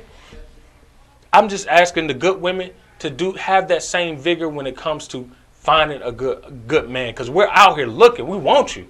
But if you're not around for us, you just sitting home where it's convenient, and your normal go-to places where it's convenient. Because you're a homebody. And and then you get mad because we get on these podcasts and stuff and say where the good women are. Because you home watching us on the podcast, like, get out where we are. Get around us. You got to work too. That's what I'm saying. What I say about the levels. Men, we know we're not going to get no great girls just sitting on our ass all day, sitting home. We know we got to eventually get off our ass, ask a woman on a date, go out, do this, dress up. A lot of those good women, they think that this going to come knocking on their door in a UPS uniform. You know what I'm saying? Yeah. So that's the issue and that's the frustration that I feel. And it's like I'm holding on. I'm moving to Houston. And that's another. I'm not moving to Houston for no girl. Like that's why I don't listen. I've only moved one time for a woman. We ain't saying you moving for a woman. You moving for women. I bring this up to my friends, they think, "Oh, what girl I don't met?" And I get it because the last time I kind of sprung the girl up on everybody. I get that. Yep. But that's not how I move. I don't move. I've never been. Y'all know me. Just that one time. It was just that one time. He said never. But yeah, y'all ain't never do it seen twice me, as a trend, brother. outside of that, right? But outside of that, y'all ain't ever seen me make a move to do something because of a girl. It's always been because it's a career, business opportunity, some money, or X, Y, and Z. Ain't never been girl happy like that. John, because I want to hear AG's response. My bad, AG. To your actual question? Can you repeat the question? Hey, what's the question, AG? I wanna talk about what we call good. Yeah. Good man or a good woman or quality man or quality woman. That version is going to change from person to person. Absolutely. You can be in a horrible relationship. That person just wasn't of quality for you. But then they move on to somebody else. It's magical. Yeah. The two of you didn't value the same thing. Where we, as a society, and I'm not talking about races, we fail to communicate, we fail to be ourselves, we fail to tell somebody the things, the responsibilities that we will willingly give away to somebody, and you can give them to Mark, and Mark does them in a natural way that he loves to do it, and he's sitting back waiting at the end of the bench for you to call him in to say, okay, this is what I need for you to do. We don't have enough of these conversations to talk about these things of who we truly really are. I always talk about behaviors because it's all about behaviors. You don't like what that person does, but then they can go to the next man and he loves it. Big fact. Let's really be honest with the things that we can and we cannot do. And those are the only things that'll be sustainable. Like, Absolutely. You don't like to do this, but she, on the other hand, loves it. You can't stand it. You don't like to do it at all, but that's her thing. Now, that's one less thing Mark, John, and D'Amicos has to worry about. You know, now that energy that you would have devoted to something that you just tolerated and you half-assed did, you can now devote that energy to something else that makes you a better man, makes you a better couple, and it makes your lives that much better. What we call good, what we call quality, somebody could call trash. Big fact.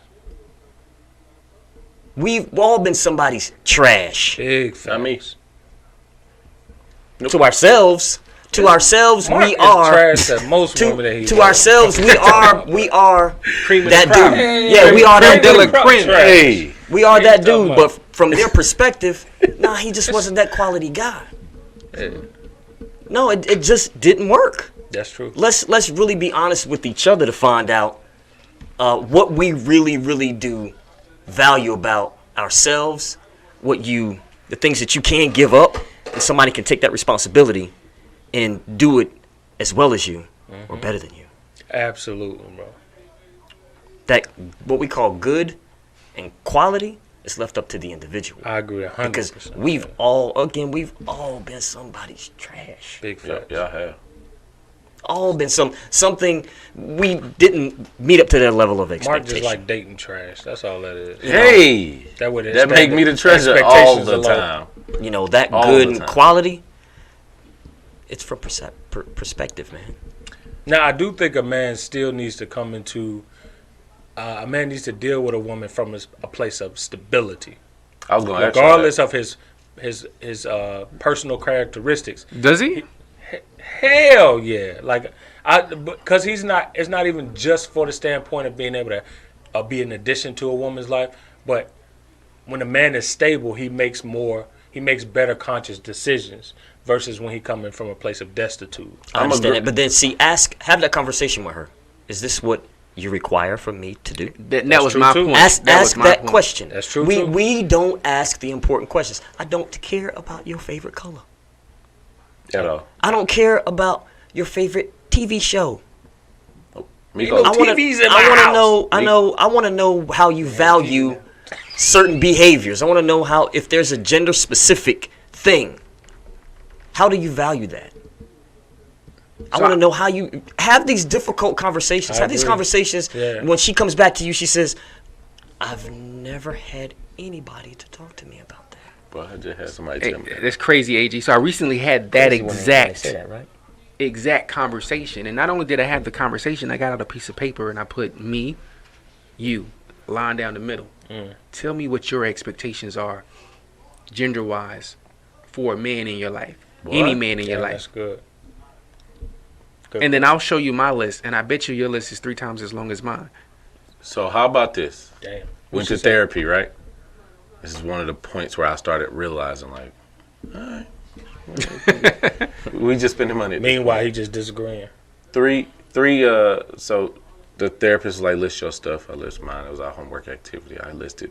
It was basically even just around the household. I had probably like 2 things on there. She had probably about 13.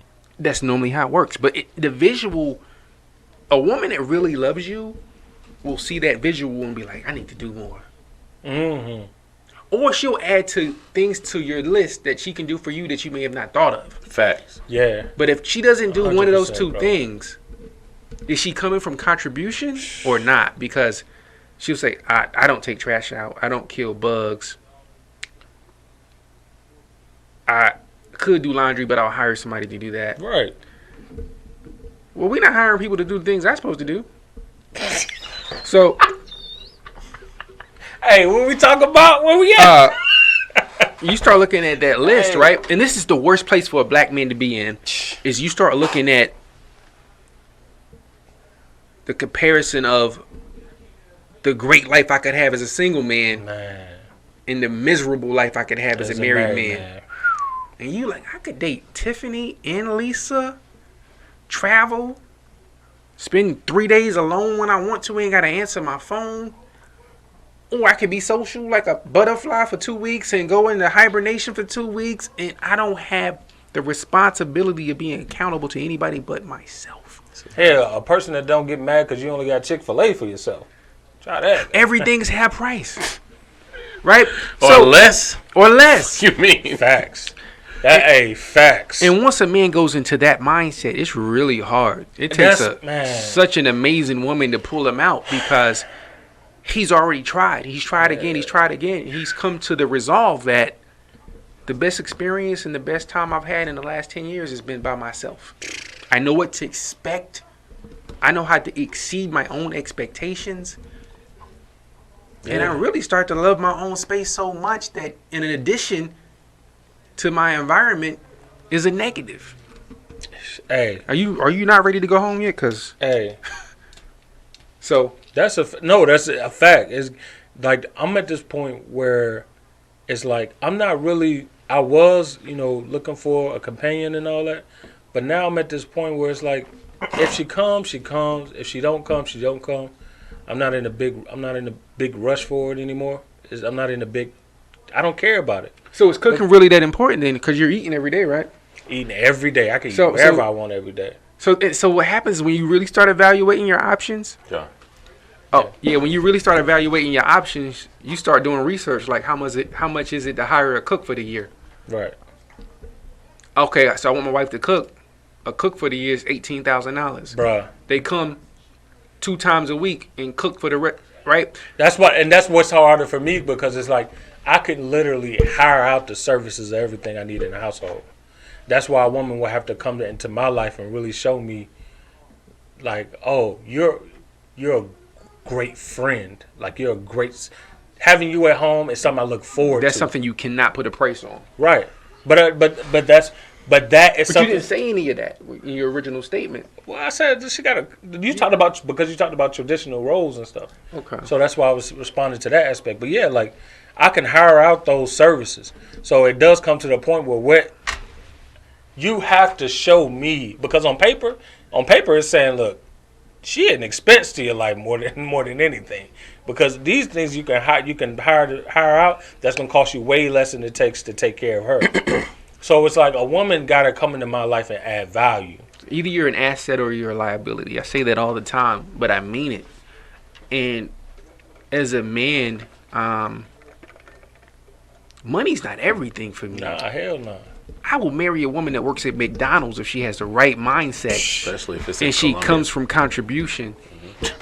I tell people, if you can match my energy, this guy, if you can match my energy, that's the contribution I'm looking for. Yeah, man.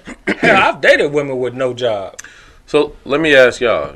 Hey, you did the stop and start just in case? We don't run out of film. I mean, we at 2. All right, go ahead. So let me ask y'all, when y'all talk about this, when y'all look towards mates selection and stuff like that, I know you ain't even on social media. Your swipe game ain't strong. So how is it that whatever with your expectation of women, how do you manage those? How do you go about those? Well, it's fine. And and then where do you, as a quality man, good man, intentional man, I'll say, where do you even seek partnership? Let me answer that. I'll start. Even though I'm not on social media, the fact is when it comes to, I don't set an expectation, and I don't have an expectation for anybody. Because if you set an expectation for anybody, they are going to let you down. I still talk about behaviors. I'm going to watch your behaviors because I'm going to see how consistent you're going to be.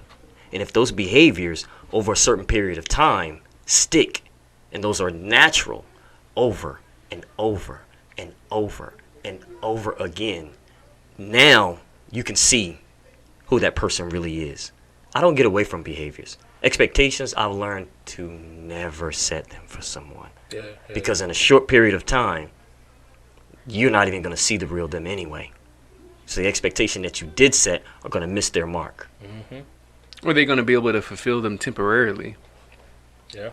Jacques Francis said that. He said, the most dangerous thing a human being can ever do to another is have expectations of them. I don't have them. So you just tell them what you need? Or?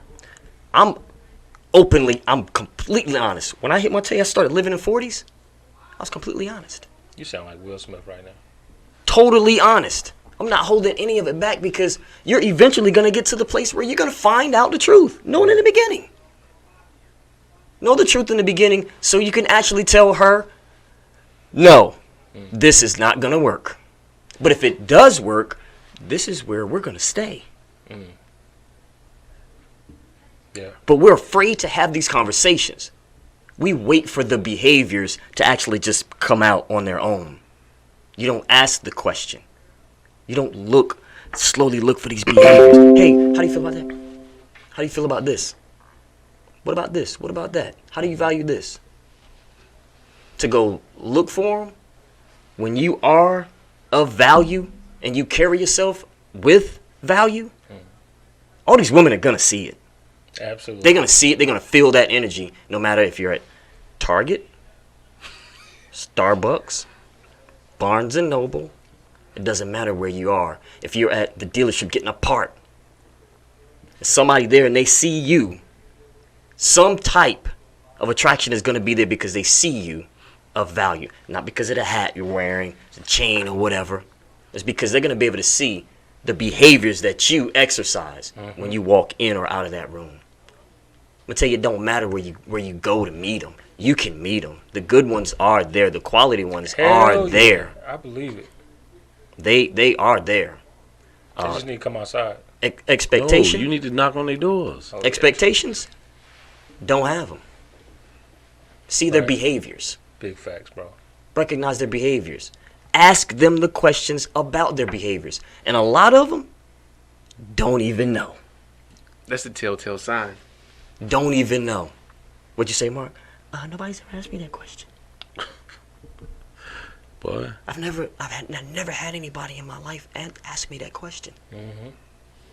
And I'll go back again. Expectations. I don't set them for anybody. Man, that's so hard. The thing that's just so pivotal about that, because that's very hard to do. And most people do that. Most, including myself. Even I'm aware of that I shouldn't have expectations. I get so wrapped up in society sometimes that I make that mistake. And that, you're right. We should not be having expectations of anybody. And watch her behaviors. I completely wholeheartedly agree. Look at the behaviors. Those are going to be exercised all the time. Oh, I like to cook. Really? Every time I come over to your house, the stove is cold. And them clothes still in the bin. Yeah. So no, you don't. Stove is cold. No, you don't like to do any of that. Ain't no burnt crust on your stove or nothing. Huh? That little light on, You ain't don't never like to on. do any of that. So nah, you don't like to do that. Yeah. So don't exaggerate your behaviors because this is what you think I expect from you. Facts. Zero expectations. Tell me about your behaviors and what you naturally do. Yeah. I like that. To meet anyone, maybe it's just because you have on blinders wherever you go. Ooh. Men, we are guilty of that too. Yeah, we are. Yeah. Maybe we have on blinders because we have an expectation that she should look this way. Mm-hmm. You in sweats and a tee, and she still comes up or gives you the play. Mm-hmm. Right? We expect them to look a particular way. Nah, I have no expectation. None. If you set an expectation for someone else, you are going to be supremely disappointed. Big facts. Pay more attention to where you are, and you could possibly find somebody good within that mix. You never know. That's true. Never know, even no matter what she look like. Or Yeah, I know you what don't race believe she it. is, Mark. Oh shit! Here you go. See? Next question. Fuck you. So before we leave, I wanted to get one more question out you gents. So we get it. We all achieved. We're busting our ass and helping other black men achieve, we are always making our next mark, next things to achieve. So that's why I want to ask, what is the next target for you that you're working on? Not, what's your next target for you? Like, what's something that you're focusing on mastering or accomplishing or being able to have significant success in? That's a question for the whole room. What's your next marker? So I've pivoted, man. Like, I'm really, really focused on a life by design right now. And money's at the background of that. This is the first time I'm not strategic, and it's not a money play. It's a legacy play. It's a purpose play. So I'm so focused right now on mastering real estate and fashion that I don't really care about the money that comes from it. I care about being the best when it comes to real estate and fashion and the transformation that comes from a young man putting on a nice suit and seeing himself in a way contrary to his family tree. I remember when I was 13, I put on a suit for the first time and I lit up. I got a few compliments. My swag changed. My energy changed. I would wear that suit to go check the mailbox. I would wear that suit. I would just put that suit on every time I wanted to boost my confidence, man. And I hadn't seen a man in a suit outside of, the Chicago style purple suit, yellow shoe. So it changed everything for me. I wouldn't be the man I am today if it wasn't for that transformation and me being able to see something in myself I hadn't seen previously. And ever since then, I've been on a path of my own. Like, I didn't have a playbook. I didn't have an uncle that I wanted to be like. I didn't have a role model that was like inspiring me. I taught myself how to tie a tie. I accidentally landed my first corporate job at American Express 2 weeks before I finished high school. Like, these things just kind of happened, man. And a lot of it came from that transformation. And then my love for real estate. My mom was in real estate. I made a commitment to her that we would do real estate together. Then she passed away in 2017. Oh, that's why you named the company. Yep, Okay. That's why I changed the name of the company to incorporate my mom into it. But when the pandemic hit, I said, you know what? It's a perfect time to honor my commitment to my mom and do something I know I love. I would drag my mom to open houses when we were 12, 13 years old to the $1 million homes we couldn't afford. We would eat the free cookies. But at that time, I was planting a seed that I love real estate. I love these homes. I love walking through them. I love looking at the cabinets and the granite countertops. And I would go back to my house and I would dream about one day having a home like that, or one day selling a home like that. And now I'm like, you're 40 years old, and everyone should do this exercise. the life expectancy of a black man, 89 maybe, if you're very, very fortunate. 82. Wait, I'm exaggerating for effect, right? Yeah. 89, right? But you might live until 75 with full functionality, meaning you don't need nobody to wash your balls. You can walk by yourself. You can still get around. You can drive your car. I told you it should work for me. So if I'm 40 years old and I have full functionality till 75, I only have 35 years to do everything it is that I want to do. Damn, that's real, bro. So I don't have all the time in the world like I tell myself, like we tell ourselves, next week, next month, next year. You ain't got that much time. Shit. If you're going to do it, you better start implementing it now. So I was like, I could go back to corporate America. I can make 150 grand base plus commission and benefits, and I know where my check's coming from. And I'm working for a company or a man that can cut the faucet off on my finances anytime he chooses, for any reason he chooses. Or I can start building a life by design right now, and I'll thank myself. And my children will thank me. And my children's children will thank me for creating something that they could live off of, that they could walk into, that we own. So, man, that's really where I'm at now, man. And it's not a matter of if, it's when. And not every day is easy, but every day is absolutely worth it. Like, I've never been so enthusiastic and happy, and I haven't missed a meal. I haven't missed a new outfit. I haven't missed a drinking opportunity with AG. I haven't missed anything, right? So sometimes we look at finances, and your finances, when you walk in and you give, sometimes your finances can change and your lifestyle not. Like, my finances have shifted, but I ain't missed a beat. That's beautiful. I ain't missed a beat. In fact, I'm actually doing better. So that's where I'm at, man. That's what I'm focused on. That's beautiful. What about you, AJ? To continue to master learning, to continue to learn, and also bring this information in, master how I can be fluid enough to give this information back out to people to the way that they can understand it and apply it and make it to their lives where I see them get better. Right? I enjoy passing knowledge. I enjoy to see someone grow from knowledge. I want to continue to master that. And if that's for me learning, reading this book, looking at a podcast, looking at this, that's what I want to do. I know I want to continue to master my purpose, and my purpose for being on this plane is to pass along universal knowledge that makes everyone a success on whatever level you call a success.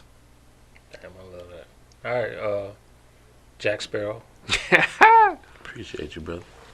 I would say for me, one thing that I want to be, so I got a few things that I'm working on, like wrapping up this whole. One man. No, hell no. A few things I'm working on initially, transitioning into the next year. But one of my biggest things for myself is probably leaning into like my emotional connectedness and my level of intimacy and expression of, or really identifying it and then expressing it the way that I want to. So I'm gonna probably move into like searching for like a intimacy coach or whatnot, and seeing where some of these gaps are. Because I'm at a place now where financially I feel like I'm good. I feel like my family's secure, they're taken care of. And so now it's just like, what do you want to work on for yourself? And even in the midst of that, once I get that traction started, it's going to be something else. But I want to focus on if there even is a gap, right? Or if it's just something that I just overthink. But coming out of a situation where you kind of feel like it didn't go the way you could, you kind of assess like, what could I have done better? Was a it healthy person assesses? Right. Sometimes it's simply in not what you did throughout the relationship, but that you just didn't choose the right person. Yeah. And then other times it is, all right, well, I heard this a few times. Was she hyper emotional, or was I not emotional enough? Or was it a combination of the two? And so that's the part that I want to lean into, and even the exploration. And I need to challenge that part of myself to even see if I might come back to the exact same spot. I'm like, all right, cool. But I still might need to go through that journey to make sure that this is where I'm supposed to be. No, I love that. And I'm glad you said that emotional part. That's something I've always been concerned about when it comes to you, because I know how you are.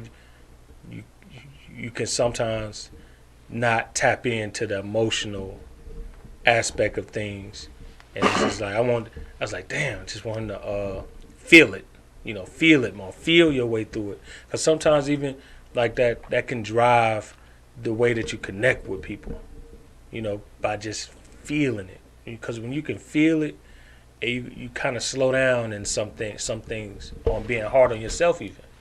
When you're able to just feel what people are saying to you or going through, and yourself is going through, and admitting to that, admitting to that, this is how I feel, and it's okay that I feel this way, and it's, so it's okay that I have this kind of day or this kind of week or this kind of moment.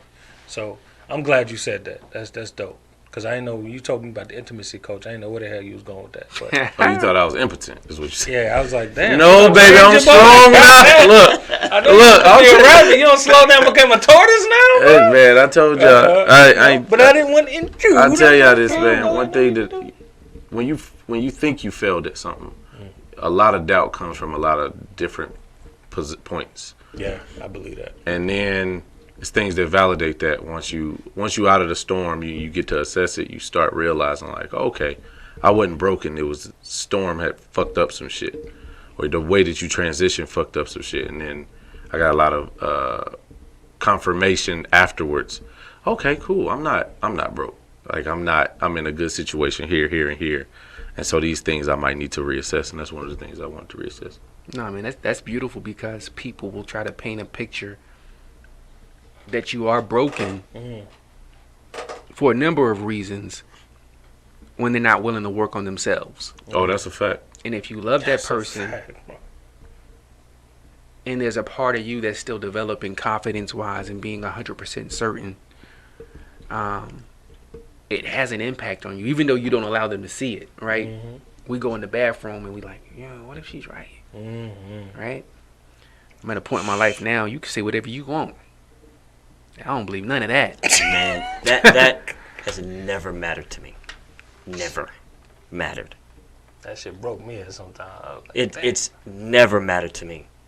Because at the end of the day, who you are is who you are. That person is going to be that person. And remember, we call them broken, or that person broken.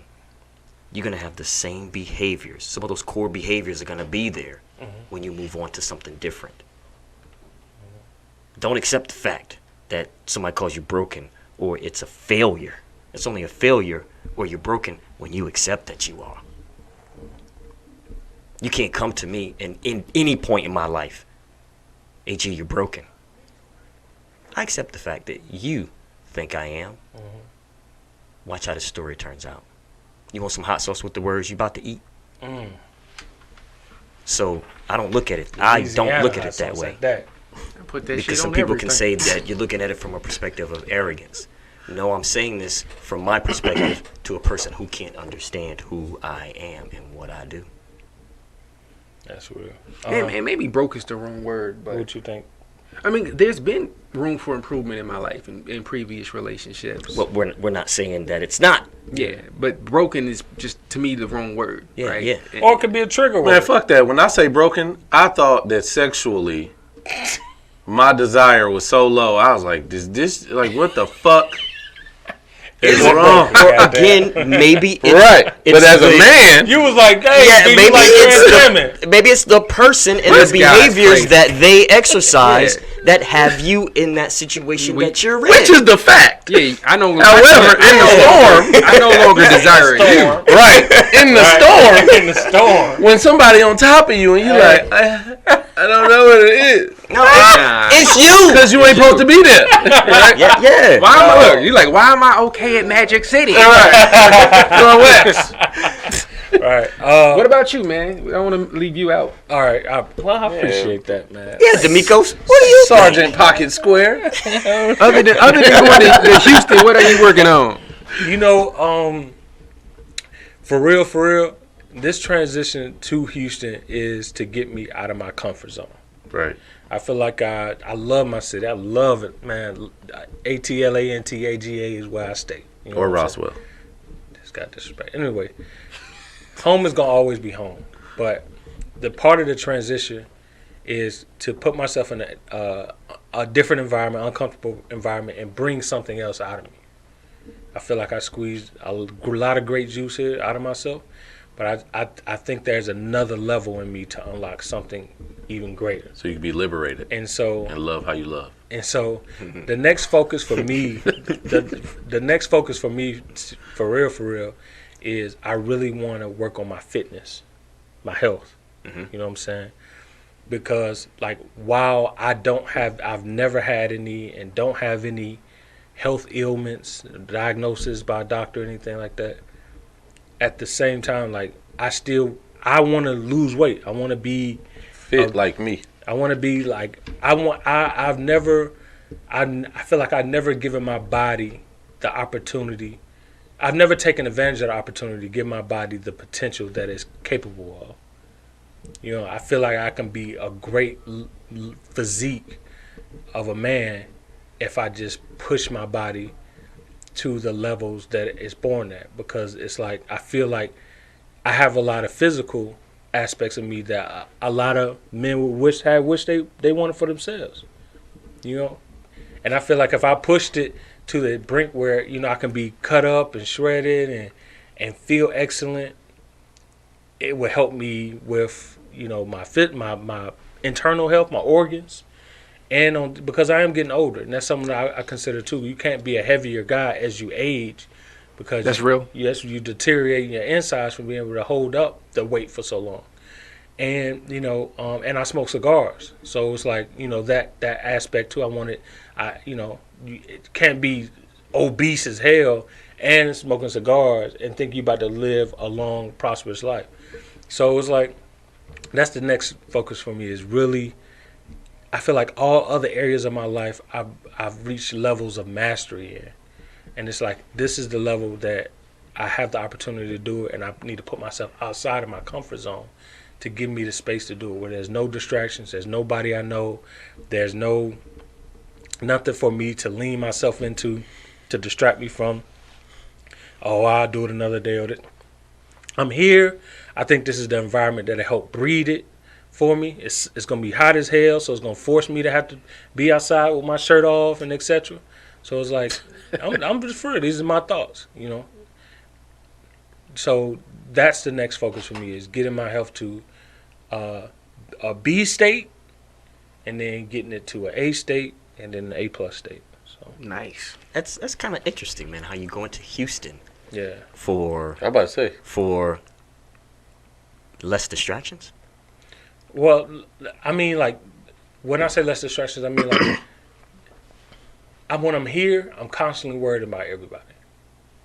So I feel like I'm always attached to somebody and what they have going on. So and the how distance, I can help make them better. the distance is going to be a factor, but not your brain and your mind. Well, You're not going to be able to disconnect mentally. Well, that's what I'm saying. That I feel mentally, I just need a break from everything. I feel like Atlanta, for me, mentally, is too fast and too noisy. And I need a place to where like it can give me that kind of a close middle point of where it's both metro, if I need to do things, and, you know, move and shake and whatever and mingle, but also rural values. Mm-hmm.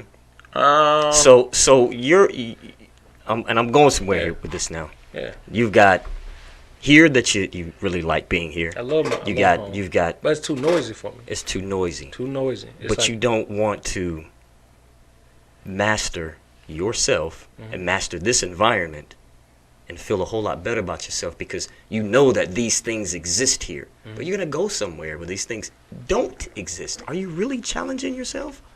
Or are you taking a step back? Talk that shit. Well, I mean, Sway. I think it's one of those things where it's like that you know.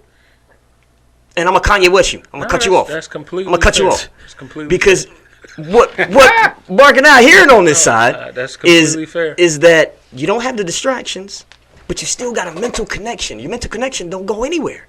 So you're saying that you're going to get away from these people right. physically physically. And you're mentally attached to these people. Right. But you're going to Houston. You gonna leave your brain here? Nah. I guess. Well, maybe I'm not. But you're going to a place. I'm gonna cut you off again. Right. You're going to a place that doesn't have what the city has.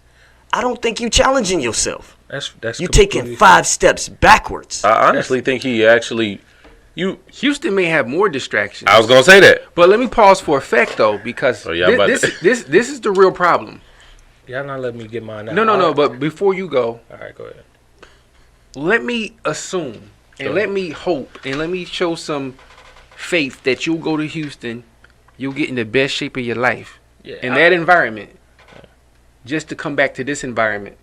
Who said I'm coming back to this environment? If you said Atlanta's gonna always be home, no, because I got y'all here, family. Okay, here. so now if you're saying you're gonna go change and never come back, that's one thing. Yeah, I'm not. I don't have no plans of doing not spinning the block. You know, I literally want to. They always come back. And that's my problem. If you come back, it's like a crackhead saying, I'm going to go to a halfway house and get off crack to go back to the environment where the crack is. I was as if I'm not going to be distracted again. Right? Yeah. Right. I feel you. So, can I please get mine out, please? Go ahead, Get brother. it out. Go ahead. Get it out. So, the weight thing is, that's the next thing I want to focus on. Whether Houston is to be the place to help me with the weight thing or not, to me, if I even move to New York or wherever, Columbia, Anywhere but here. Well, it could even be here. If I stayed here, if I moved just to Stockbridge or McDonald's, something like that, my next focus in life is my health, my weight. And you can do that anywhere. Here? I can do that anywhere. Okay. I feel. Okay. I feel I can do that Get anywhere. that out. I think you should go to New York then. You can do that. It's a walkable city. I feel. Hold on. I feel like, because I really want to get this out. I feel like I can do the weight thing anywhere. That's because I'm always travel. Anyway, mentally, I'm just exhausted. To be honest with y'all, Strip club. I'm exhausted. I feel like everybody around me has their own life, has their own situation going on, has their own family, and it's just me. And so I feel like this traveler who went to a town to help things be better, and I feel like I did a lot of that here. And I feel like, well, now it's next for the next journey, and maybe in this next phase, in this next journey, I should be trying to do things that's just for me. Maybe that is your purpose for helping people. Maybe it is, but I just like it's too noisy for me here. But like, see, mentally. maybe it is your purpose for helping people. Yeah. But you can control and direct who you help. That's the problem that you have right now. You sound like I sounded in you've 2017, bro. You've let it spiral out of control. That you help others, and now you need to help yourself. Right. And it seems as though That's exactly you true. want to put distance between you and those people. What would that look like, you helping That's yourself? exactly right. Besides the fitness part. Yeah, besides the fitness part, helping myself just like getting clarity, being able to like breathe, being able to see, being able to get some sun, get some space. Without the distractions of those other people. The people, and it's the the people without the distractions of other people. What was the comment that you made to me earlier in the show? What? AG doesn't look like he has a problem saying no. AG I think D'Amico's has a problem saying no. Is it people literally, or is it mentally you feel obligated? It's not. The thing is, it's not. It's people in general. I feel like it's too busy, too noisy. It's too I believe that my tribe, my people I've helped here and been a part of their lives. I feel like that mission is complete. It's not. I'm not saying that they are a burden have been a burden to me. I guess I'm trying to say people in general. I want to be in a more place where it's not as materialistically driven. Outside. Houston? Right. You gotta go to El Paso. So here's my problem. Well, I had this conversation with Mark umpteen times, and he's never expressed these. But it things. keep changing. And, because initially it sounded like it was for a woman. This is what I get irritated with. because I'll bring it up with you, and you will say make a comment or whatever. But it is you'll leave it as it is. But when I bring the conversation up with you around others, then you have more to say, and it pisses me off because I'm like, I'm talking to you for a reason. I'm trying to get more out of what you think about it. But you're not going. But you don't bring it out. You've so also like, told me that I was too vocal about expressing my opinions, and so man, now I got. That was when I did something. That was different. That because you asked you would. It was like if I'm making a decision to do something, and you would say something. It's like, damn, why you got to be negative about me trying? Right, but your negative. And we talked about this on the last episode with all of us. Your negative is my realistic. So when I'm putting things on the table that I think is realism. So if you say you going to Houston, and my first idea is the food is still abundant, and they got a shitload of Tex-Mex restaurants. The women is abundant, and it's still the distraction. They got a party like just like you like them. The city is larger. So if I start doing that, I'm literally gonna sound like I sounded when you corrected me. I'd rather hear. All right, well, in this scenario, When I peel back the onion on everything you're saying, it sounds like you're trying to get away from yourself. And a wise man told me, everywhere you go, there you are. ooh, that's deep. That's real. And that's real. That's real. That sound like something Everywhere Jesus you said. go, there you are. And anything that distracts you, everywhere you go, you will find that. You know, I was gonna ask, are you gonna rebuild the same tribe in another place? well, What's gonna change? You know what's interesting? That something that happened that I realized this weekend. This weekend is also the last time last year where I had my last therapy session. So I think it may be time for me to reach out to the therapist because it's like, Hey. you know, you're right. It's like it's noisy. Like in my head, it feels so cluttered. It really feels that way, and it's like Maybe you need a log cabin trip, Nah, no, a retreat. no, he does not.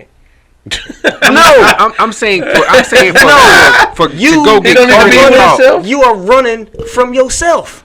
it's probably true. No, that's exactly it's what I said. other people around you. You don't have the problem. Yeah. You start telling these people no. You take control of your life. You do. Yeah, but Your Stop therapist telling. right here. And it's Listen, not you got a just- tribe of therapists right here. Yeah. it's not just the people though. He's saying people, but it's people, places, and things that people try to run from. He's thinking he's gonna go to Houston. He's not gonna hang out as much. He's gonna focus more. He's gonna read more. He's not gonna spend as much money. But He that's doesn't just- know. That's You not can do that how here. it No, works. what's funny is it never like got rock- presented like that towards me. It's like But I you thought gotta he just read between wanted the something. lines. No, but I thought he just wanted something new. No, he wants to escape his Atlanta reality Yeah. and assume that he's not going to become the same person in a similar environment. But if he say that, if something like that, similar to that, was said to me, then I'd pick up on that. Yeah. But if he like, I'm like, bro, you ain't gotta go nowhere. You can just stay here. He like, nah, man. You know, I just pick up and leave. That I just want something new. So I'm like, oh, ain't nothing to combat if that's all you want. Yeah, he knows where the cigar bar is here. He Yeah. knows, the strip club. He knows. Yeah. Right, if you gonna where go you there can and get a find the $7 strip meal, club, It's if the you, same he's thing, going to man. go there What and behaviors are you navigate gonna the change? same way. It's just going to take him a few months. I'm just saying, if I knew with the same clarity as I do now, then I would say don't go to Houston. I ain't saying I'm gonna be on AG like you need to stay here and figure it out. But I'm saying if you going somewhere because your distractions are here, and if you want to just flip the mirror and say they got less actresses and less niggas. What the distractions I'm talking about is distracting me from being able to tap into my head and get. But you got to fight the that. peace. To be honest with you, every man has an internal battle with himself. And Yeah. until All the you time. master yourself, Yeah. it don't matter where you go. You can go to the wilderness. Because there you are. And there That's you right. are. You have to conquer self. And the best place to do it is in the environment you enjoy the most. Because if you become the man that's conquered himself, despite his environment, you can go into any room, any environment, any place, any wilderness, any season of your life Yeah. and be fruitful. True shit. And you damn sure shouldn't get married until you've conquered yourself. Big facts. Or I if agree you with look that. like a pro bono lawyer like you do today. Yeah. Yeah, man. So I mean, listen. Captain, fix my pocket fair. Based on what I know about you, Houston is actually more of a distraction. The women are thicker, man. The steaks are bigger. The food is cheaper. Would you say that impact? Oh my God, the traffic is ridiculous. Worse. It's horrible. Yo, so what behaviors are you gonna change? The price when of you real get there? estate's lower. You can get some more land. Only because the keyword here. You say the distractions are not there, but guess what? Are still there. Distraction. You taking your mind with you. That's right. No, man, but I guess, and y'all not saying nothing wrong. I'm not saying y'all are saying right things and things I'm gonna soak on. We're saying we love you, and you can't run from yourself because everywhere you go, there you are. And you I need definitely to visit Houston a lot, though. reevaluate the rationalizations, because you can rationalize anything. Left alone, a man can rationalize anything. That's a fact. Yeah, make it make sense. Anything. Did that with my Left mom. alone. And that's a lot of times the reason we make decisions in isolation is because we don't want the feedback of AG. AG gonna call me on my shit. So I won't even talk to AG about it, right? Yeah, that's true. That's real. Yeah. So what we're saying, man, is you gonna do what you want to do. You're accountable for your own happiness, but I don't think you'll get the results you want. Now, if you said I came and I conquered Atlanta, did all I can do, next city, I'm gonna go down there. There's a whole nother level of clientele and people I can impact. And shit. That's different. Yeah, big facts. That's what I was. Into opportunity. That's the understanding that I had. Yeah, but nah, it wasn't that, and it was in the, like AG said like earlier. You know, I have to master the weight thing anywhere. Yeah. But also what y'all are saying is, it's the head space. I do need to master. There are certain things within me that I need to get on top of to conquer while in the mouth of the lion. And not just that, it's harder for you to go do that in isolation. You won't have us around. Yeah, true. You can go there and put on 40 pounds and won't nobody know. I guess he always been that big. Mark could be like, yo, what's going on? Yeah. You see what I'm saying? So sometimes we discount the value of association. Yeah. No, that's true. That's a AG fact. can be like, what's going on? What's going on, J-Bug? You're not yourself. But nobody in Houston could do that. They don't know. No, I appreciate you, gents, for this, for real. Like, this is the most extensive feedback I've had. You gotta evaluate a move, especially when you're looking at behaviors that you think you're going to change. Yeah, and you about to sign a 12-month lease? 6 months. 6 months? It costs more. I was gonna say 6 months wrong place. No, you're right. It's these behaviors. I'm still gonna visit though, cause You've been saying that the whole time. As soon as you visit, he's going to want to show you an Atlanta experience. he can't. He can't. I done been to Houston way. You know what I'm saying? Enough Right. times. Not like, About yo, 3 or come over 4. to the crib. I'm gonna throw something on the grill. We just gonna sit And we're chop going to it go up. for a run. Yeah. That's He's not when going to you show you that's his when your new life life, has changed. this new healthy experience. Yeah, let's see it. Let's see a difference. And it would be different too if where you was looking was like, oh, let me check walkability scores, right? So the stuff we even talking about, I understood that those were two different things, right? I get it. I get what you're saying. My bad, brother. Evaluate it. And don't try to fool yourself. Yeah, I think that's Do not lie to your damn self. I know. I think these Lie to everybody else if you need to. But Nah, don't lie that's to a- your damn That's self. a motherfucking fact, bro. I mean, just like the podcast last time, you know, Mark needed to get something out of it and take, and you know, it changed his life. This is probably a podcast where it's my turn, you know, to get my hand on it and on the saddle and saddle up. You know what I'm saying? So I appreciate y'all for real. Don't Like that's run. If you gonna run to it. Use your weight and tackle that motherfucker. Oh, use your weight to defensive tackle your weight. end, goddamn. You know what I'm Hey, saying? you talking about? And then you can look back at it and you say, I did it. Yeah. Amongst all these adversity, distractions. yeah. And now guess what? They no longer are. Yeah. Distractions. Puff Daddy, you know, love him, hate him, whatever the case may be. And hold on, I do want to say, it's because I really do hate my apartment. How noisy it is too. Literally, like it's literally noisy. You can move, man. Yeah, that's You true. can I mean, buy. listen. I mean, for Tell like, him again, John. y'all really don't know how much this conversation means to me because, for real, I was looking for real feedback on my move. Like I was looking for real. And Mark, I'm glad you chimed in with them. It took them to bring it out of you. You gotta be honest, brother. Hey, what I say? But I What'd I say? But as they were saying, it's certain things when you say to a person, it can bring more understanding because I might not be able to find the words or the feel to describe what I'm saying. So it takes feedback to be able to dig deeper and pull out what it is. It was which I just experienced. Because these are things and thoughts and feelings that I was trying to get to what is it? You know, but you're right. It's me running from myself and not dealing with it here, now. With the most help you possibly could have. Right. This is a very serendipitous moment, my brother. Yeah, you gonna move Just want you to to know McDonough, move to a different area, move to a better apartment. Yeah. Facts. Change the A behaviors. lot less. Change the behaviors that will allow you Yeah. to financially do whatever it is that you want to do, Yeah. and move to another place. And ask the guys in this room to hold you accountable to whatever it is you're really trying to accomplish. John, So you that better we not can- hit me no goddamn every Saturday. Yeah, you running or not? You running or not? Right. He gonna hit me to come get on a bike trail. Let's go. You know what I'm saying? But that's the change that you want. You want Houston, right? Yeah. I will. So don't get mad at him Hey, giving it that's to funny you. because that's true as shit. I would join like a runners club or For 1 week. And be passionate Buy all as the fuck. outfits. Yeah. Make a million videos about it. The first That's what week, I'm doing today, guys. No more Million videos. you gotta get up. You gotta put that work in. I was saying that Diddy made a comment that resonated with me, man. He said, you know, you can drop me off butt naked in the wilderness of Africa. Cause he into that. Come check me in a year and I'm gonna be rich again. Mm. Like it don't matter where you put me. Yeah.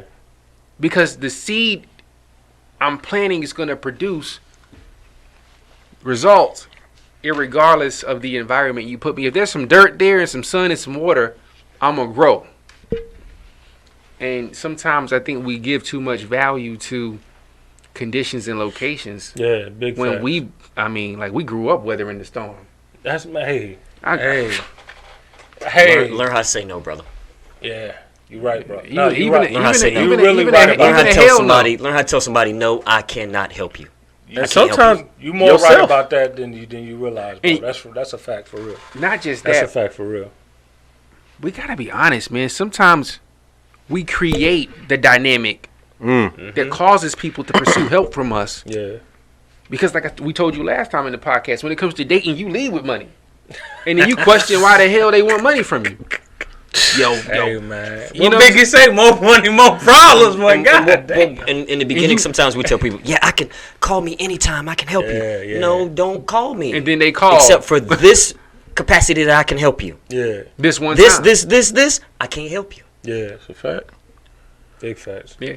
So in one season you find value in being the person that helps everybody, Yeah. and then the next season you're like, wait a minute, this is exhausting. Yeah, fuck, bro. Especially for somebody who, because you pour so much, sometimes you just need to lay down, sit down, not do shit, and let somebody cater to you. And I think sometimes even like That's true within your shit, relationships, too, you want that person to compensate but overcompensate That's true too. for you pouring not into them but into other people and all of that. That's true too. Um, And that's something I gotta fix because that's not her problem. You know what I'm saying? That's my problem. You know after what you I'm stop telling her you'll pay for everything. saying? I mean, but I do like, you know, Don't change that, then. Don't change yeah, that. That's you, I then do don't like change taking it. care of a woman. Be you know, it. that I like. I ain't saying change it. Just be it. Don't say shit. Yeah, don't Yeah. talk about it. I did. Just do it. That's your behavior. Yeah. Like, yeah, I But can I'll do always this. do that. But see, that's the part you got to change. Yeah. You lead with that, Yeah. and that's what they expect. You afterwards. already slightly handsome. You six First foot off, plus. don't You got a give full me this hairline. lightning now. Come What on else you now. need? What What else you selling folks on? Me that got now over 300 Idris Elbow on Instagram. Hey, you talking about? It's gonna be your new Instagram name. All right. So But, yeah, all right. man. Yeah, just I'm evaluate it, bro. I'm gonna take all this into account, man. I look forward to the next time we do this. You know what I'm saying? So it's gonna be Be in interesting. Houston. All right, man. That's all I got. We got for y'all. I go to So, Houston. I go to Houston. John, let them know what you got going on, how they can reach you. AG, give them a mailing address, a PO box, or something, please. Okay, we got some kind of way they can contact this platform, Yeah, right? hell yeah. Look for me through this platform because I want to promote this platform.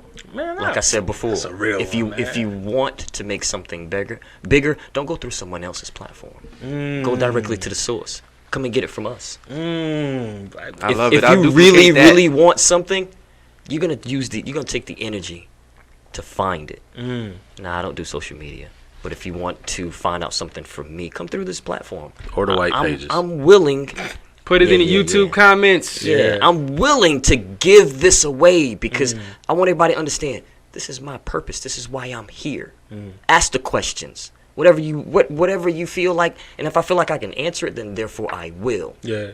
This sharpens my craft. This puts me one step towards mastery. Big facts. All right, John. What you got? Man, I can't come behind that and give out my information, man. Listen, hey, put it in the comments, ladies and gentlemen. But no, real talk, man. Like he said, I love sharing.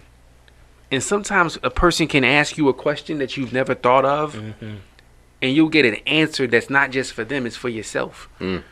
So my personal development and growth has hinged on helping people. I show up in a different capacity for others, and it directly impacts me, man. So, and just be open to hearing some things you may not want to hear.